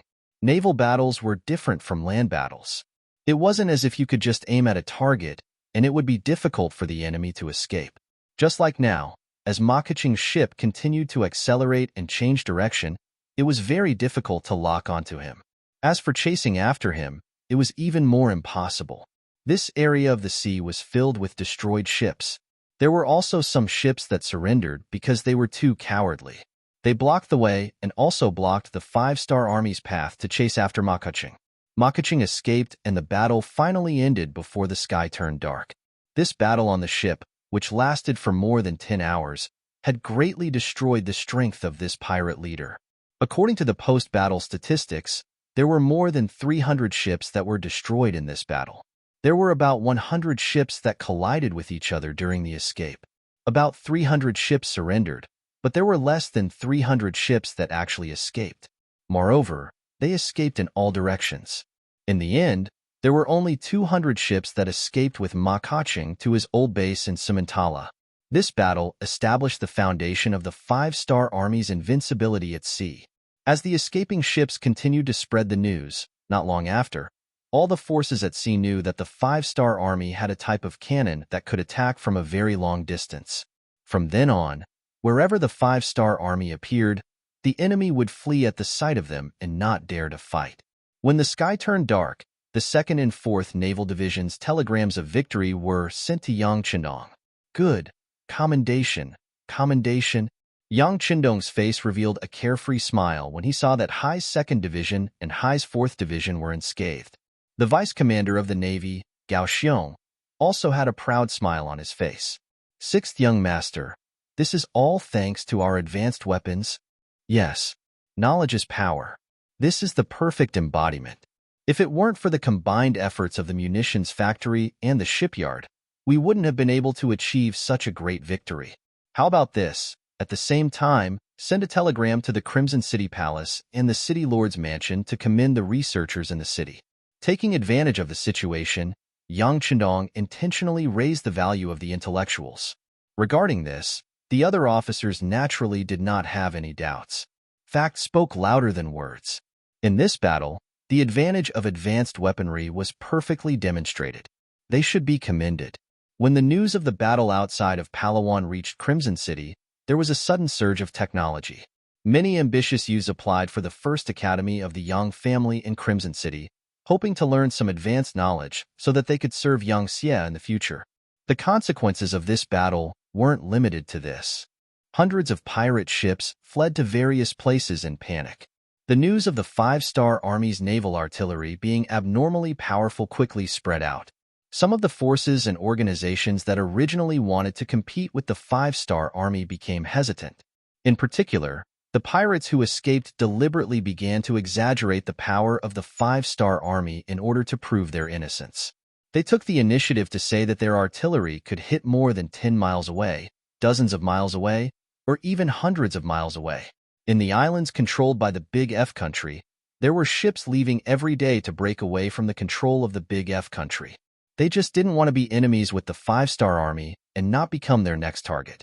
Taking advantage of this east wind, the three navies went south and subdued several islands. 10 days later, the three divisions of the First Sea Army appeared in the outer waters of MLL Island and surrounded the island from three sides.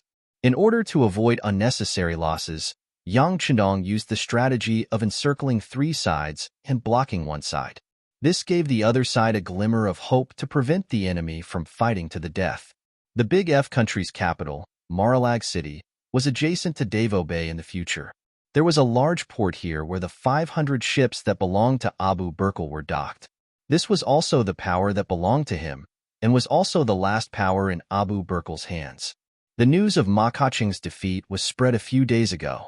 When he heard this news, Abu Burkle's face was full of disbelief, and then he felt as if he was sitting on pins and needles.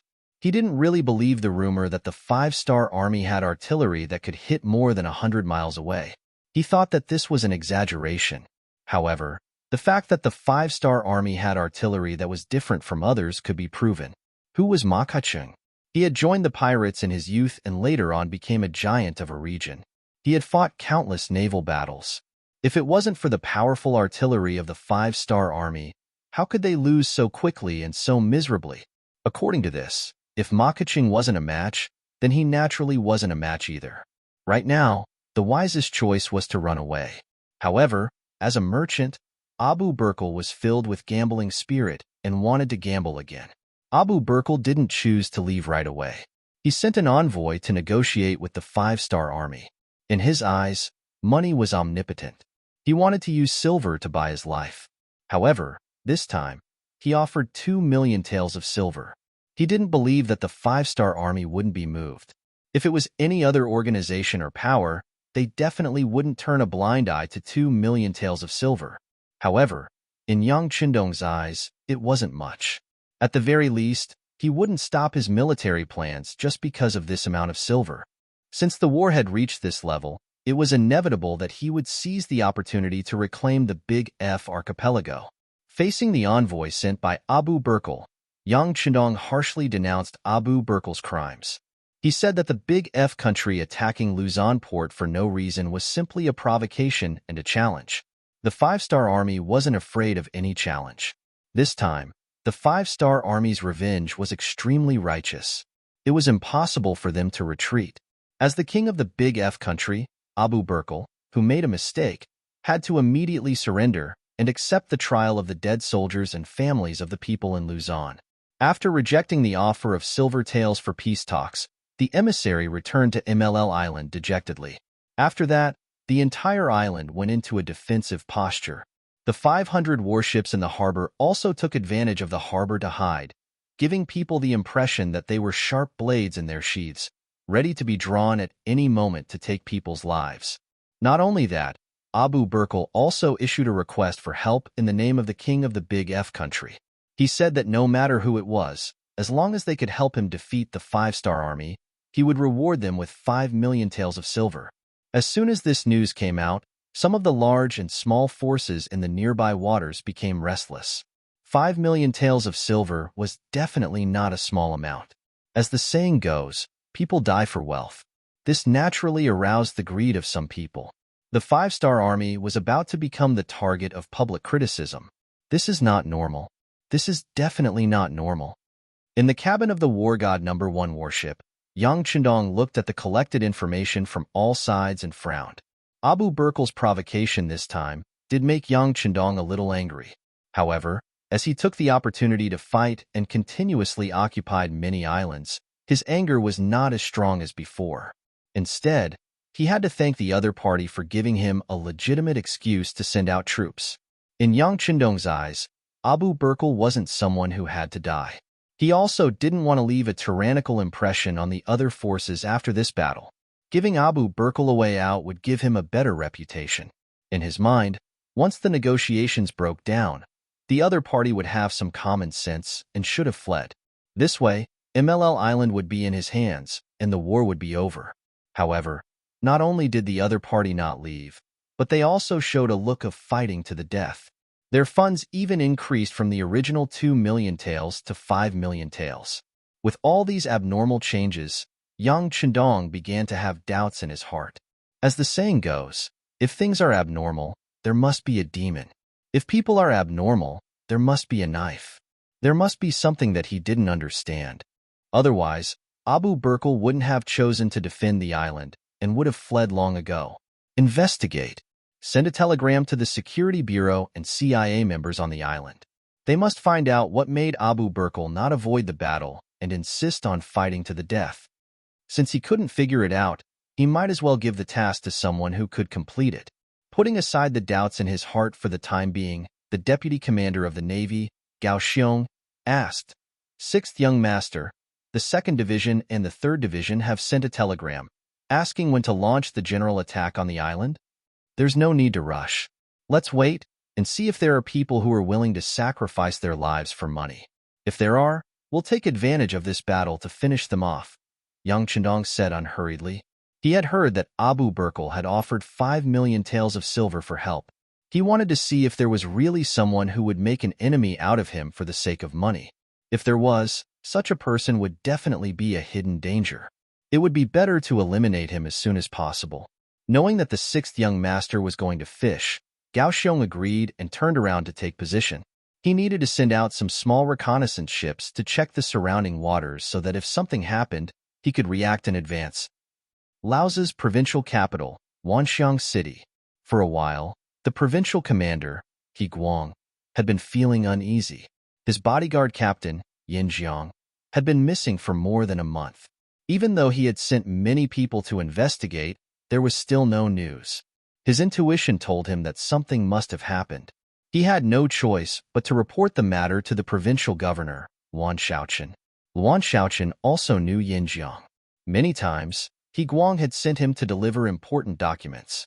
He felt that Yin Jiang was a very upright person. His identity was also special. Wan Shaochen felt that Yin Jiang must have discovered something. His disappearance wouldn't be so simple. Daring to attack the bodyguard captain of a Laos general, needless to say, this was not a small matter. Wan Shaochen immediately handed over the task to the Security Bureau's branch in Laos. Just 7 days later, the Security Bureau sent back news that Yin Jiang and the 6 bodyguards were last seen in Haiqing's residence.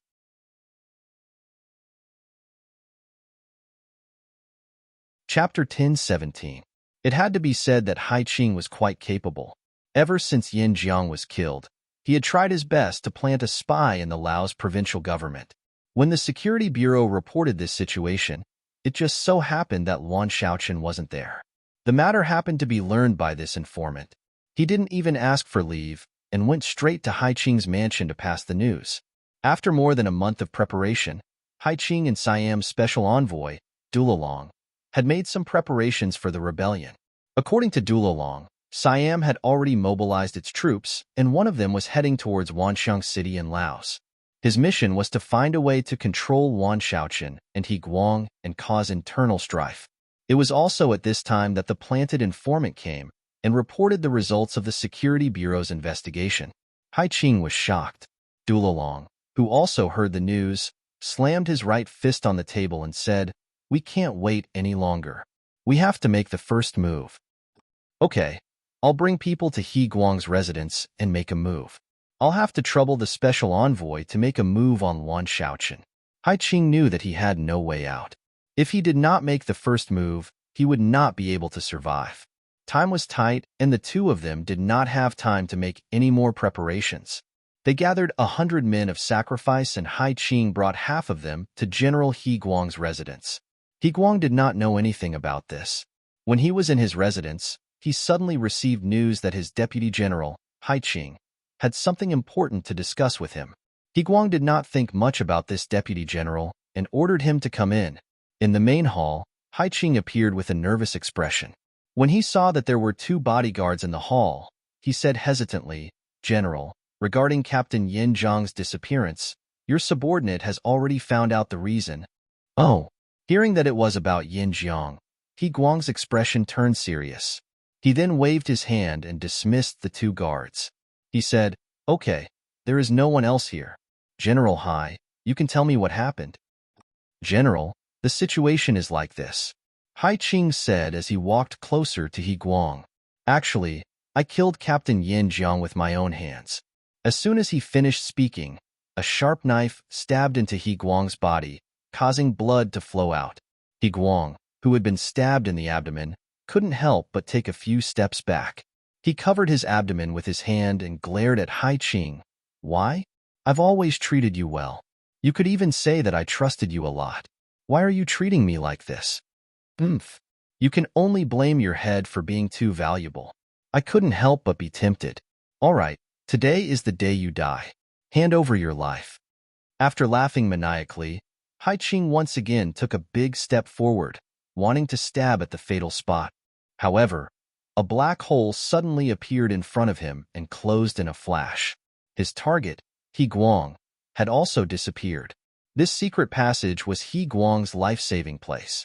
After all, he had defected to Yangxie, in the former Navy-tied nation, who knew how many people wanted to kill him. Just in case, he had made this kind of preparation. He didn't expect it to save his life at such a crucial moment. With his target gone, Hai Qing's mind went blank. Although he didn't kill He Guang this time, He Guang was severely injured. He wouldn't be able to do anything for a while. The result was no different from killing him. Hai Qing's lips curled into a smile again. He walked out of the general's residence quietly and rushed to the barracks. As the main general, He Guang, wasn't around, Hai Qing began to gather all the generals in the army. What he needed to do next was to kill all the officers who opposed him.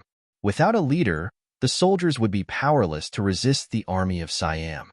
On the other side, Do Lilong led 50 men of sacrifice to ambush Luan Shaoqian on the path he had to pass every day. When the time came, he saw a sedan approaching from afar. Standing around the palanquin were 10 soldiers in green military uniforms. Do Lilong, who had done his research, knew that Luan Shaoqian was highly valued by Yang Chenong. He had sent the most elite soldiers, Lung Feng, to guard him. Do Lilong didn't dare to be careless when dealing with such a person. Hence, he had prepared beforehand. He placed baskets of chili powder on the roofs along the way. Seeing that the target had entered the encirclement, he immediately blew a whistle. The chili powder flew in all directions and landed on the top of the sedan. In that instant, the 10 guards who were raising their heads were splashed with chili powder. The extremely destructive chili powder entered their eyes and noses, causing them to lose the ability to fight in an instant. Before they had the chance to open their eyes, dozens of black-clothed men surged out from all directions. After a series of chaotic slashes, the 10 guards were bathed in blood on the streets. Go! Seeing that he was about to succeed, Do Lilong's eyes were filled with excitement.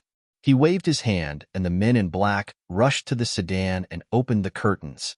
What happened next was a shocking scene. There was no one in the sedan. What's going on? There was no one in the sedan. Do Lilong was very surprised. He stepped forward and checked carefully. When he confirmed that it was indeed an empty sedan, he had a bad feeling. He looked around and found that it wasn't a trap. He couldn't figure it out and had people clean up the scene. Then, he quickly left with his men of sacrifice. It was late at night. In the high mansion, Hai Qing had invited 17 military officers. Among them, there were 3 Lao's regiment commanders. The rest were battalion commanders and company commanders. They were all people with real power. All of them had been invited to this event. Good wine and good dishes were served. After 3 rounds of wine and 5 dishes, Do Lilong rushed back and nodded at Hai Qing outside the hall. This was equivalent to a signal for him to act. Hai Qing understood and nodded. Then, he coughed a few times. Then, dozens of men of sacrifice with swords appeared around the hall. They attacked without any explanation. The 17 officers who were completely unprepared and had no weapons in their hands died tragically on the spot. Up until the moment of their deaths, these officers still did not understand why Hai Qing would attack them. What was going on? The hall was still filled with the pungent smell of blood. Do Lilong had already walked in. He first looked at the corpses in the hall and nodded with satisfaction. Very good. These are the people who led the troops. Once they die, the entire camp will die. Well done. Hai Qing didn't care about this. He was more concerned about Wan Xiaoqin's death. Truth be told, although this person was very young, he was very skillful in doing things. In just 4 years, he had grasped the power of the entire Lao province in his hands. Even with Hai Qing's status, whenever he saw this person, he couldn't help but feel afraid. It was like a mountain pressing down on his head. If this person didn't die, he wouldn't have the confidence to rebel. How is it? Is he dead? He's dead, he replied in a firm tone. Although Do Lilong didn't know why there was no one in the sedan, he didn't intend to tell Hai Qing. Now was the time to rebel, and he couldn't be distracted by anything. After hearing the news of Wan Xiaoqin's death, Hai Qing heaved a sigh of relief. Then, Do Lilong asked, "Did you kill He Guang?" "Killed him," Hai Qing, who also had a cunning mind, replied. He thought that He Guang wouldn't be able to recover in a short time. It wouldn't take long for the entire Laos province to change hands and become a part of Siam. If that was the case, that person wouldn't dare to show up again. What was the difference between that and being dead? Both of them kept it a secret from each other and raised their glasses to celebrate. Then, they talked about the operation at night. They would attack the governor's office, the armory, the provincial storehouse, and the granary. In short, before the Siam army arrived, they had to find a way to disrupt the security of Wanxiang City. This was to pave the way for the army to attack. Hai Qing left the governor's office once again and went to the military camp. Using military matters as an excuse, he mobilized 2 battalions of 800 men to the granary. The reason why he chose to attack the granary first was because the security here wasn't high. Secondly, without food, it would be easier to cause internal strife. Hai Qing was full of confidence. After Wan Xiaoqin and He Guang were gone, he was very confident that there weren't many people in Laos who could control him. Since that was the case, it was time for him to act tyrannically and do as he pleased. There was a saying, plans can't keep up with changes. Hai Qing, who wasn't very lucky, met the chief of public security, Long Tainan. Yang Chendong had told the officers more than once that if they wanted to understand the real situation, they had to move around more. Staying in the office and listening to reports every day was a form of work, but it was still too one-sided. Only by going to the grassroots and understanding more would they be able to make the right decisions and do better work. With Yang Chendong's encouragement, those ministers and vice ministers in Resin City would often take a walk downstairs every once in a while so as to solve the problems that they discovered. This time, Long Tainan came to Wanxiang City to inspect the security. In the security work, The security at night was often the highlight. Today, Long Tainan was inspecting the security of Wanxiang City at night. Unfortunately, he met the Laotian army led by Hai Qing on the streets. When the two sides met, Long Tainan stopped and asked, "Which department are you from? It's so late. Why are there so many people on the streets? What's the matter?" By right, the Ministry of Public Security had no jurisdiction over the army. However, Long Tainan was a minister. Even the governor of Laos, Wan Shaoqian, was a level lower than him. Furthermore, he was from the cold front and had responsibilities. He couldn't help but think of the worst-case scenario when he encountered something. Hai Qing was also acting without orders. He was avoiding eye contact and was noticed by Long Tainan, which was why he asked.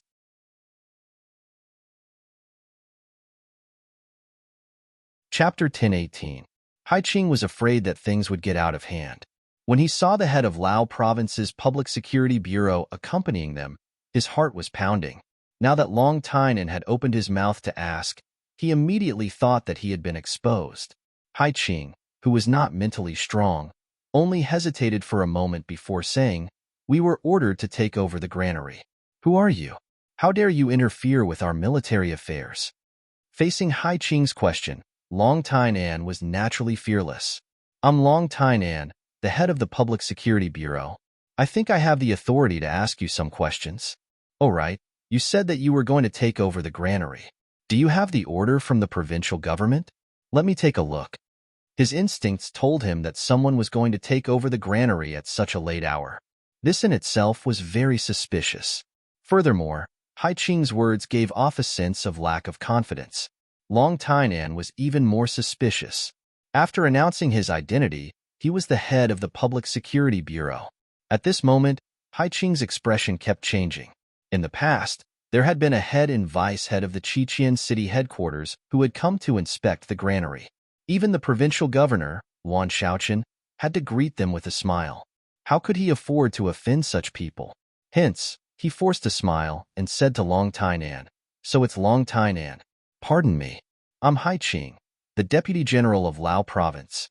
This time, I was ordered by General He Guang to check the granary's safety. I don't have the provincial governor's order."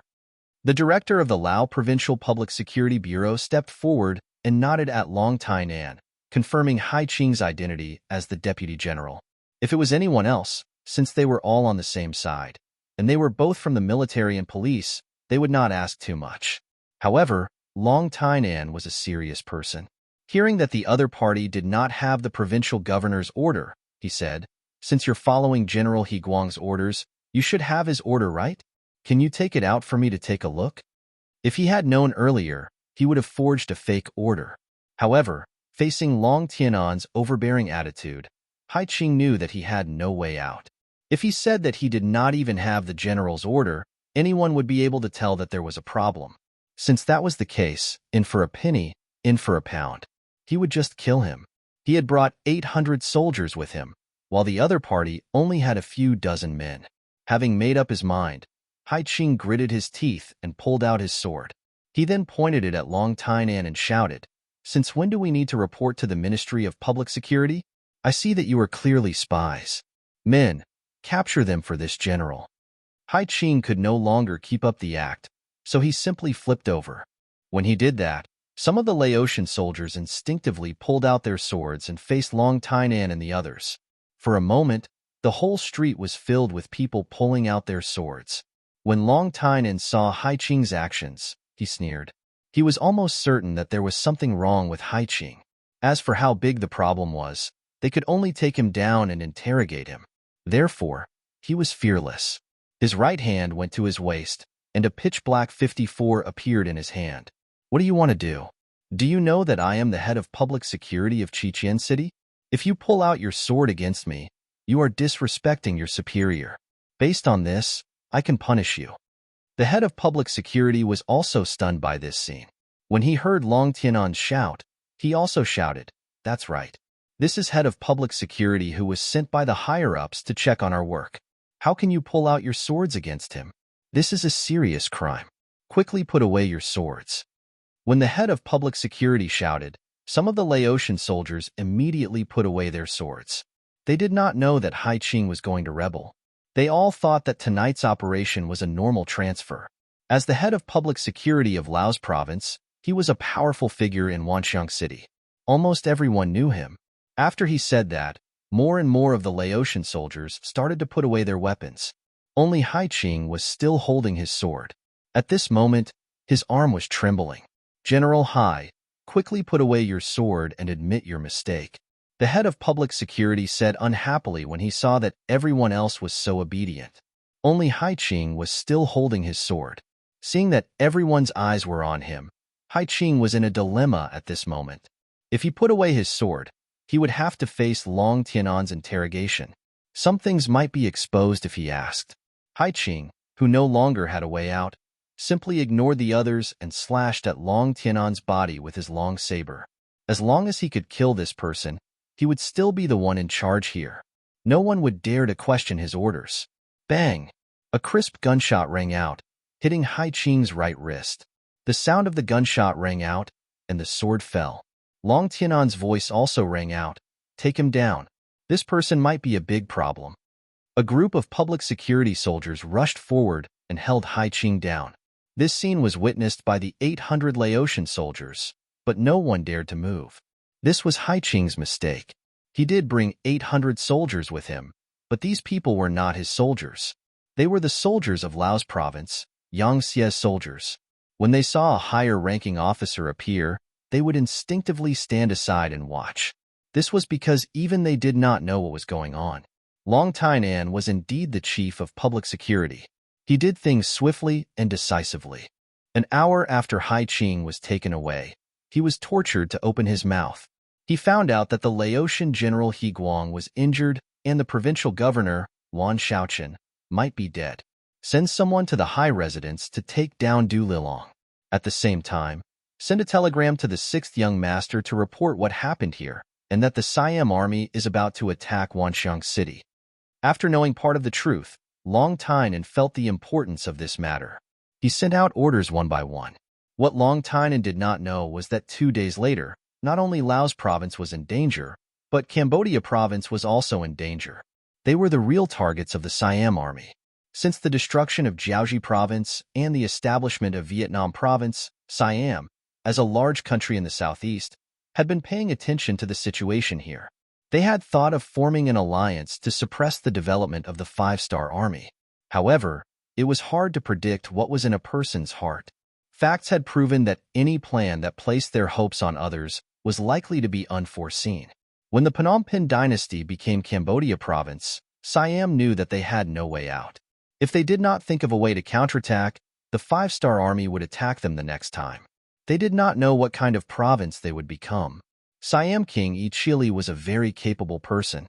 They had just entered the era of a big city. The era of a big city meant that the ruler of the big city had been influenced by the Khmer culture from the start. They were no longer the benevolent and approachable ruler of the Sukhothai dynasty.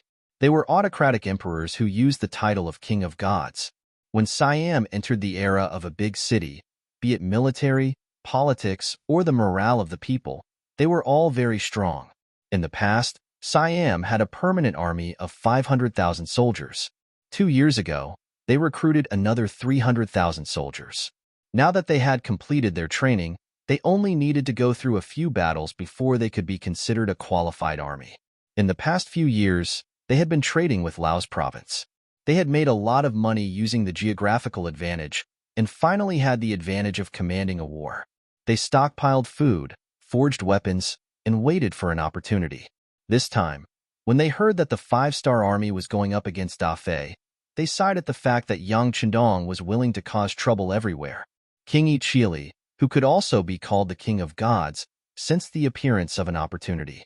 Taking advantage of the fact that the five-star army was unable to split up, Ichili gave the order to attack. In order to achieve the goal of severely damaging the five-star army, General Godin led the 200,000 Siam troops up north to Wulong City and directly to Wanxiang City in Laos province. Then, General Tong led the troops to the east to Sanlong City in Cambodia province. After that, they went through Wulong City to Phnom Penh City. This position was less than 400 miles away from Suwon City. In order to achieve the goal of speed, Before he chilly gave the order to attack, he did not even inform his ally, the Awad dynasty, to prevent the news from being leaked. Only a few generals knew about the news. When the army set off, they used the excuse of training as an excuse to hide it from Yang Xie's intelligence network. Only after Long Tainan captured Haiqing did Yang Chindong hear about it for the first time. One could not blame the intelligence network for being late. After all, reality had proven the strength of the five-star army countless times. If they did not find trouble with others, they would be thankful. Who would take the initiative to find trouble with them? However, that was the truth. The sudden attack of the Siam army caught many people off guard. Not long after the news spread, Laos and Cambodia province were in a state of emergency. Telegrams asking for help were sent to Yang Chindong one after another. The action of the Siam army was equivalent to igniting the flames of war in the backyard. This was also out of Yang Chindong's expectations.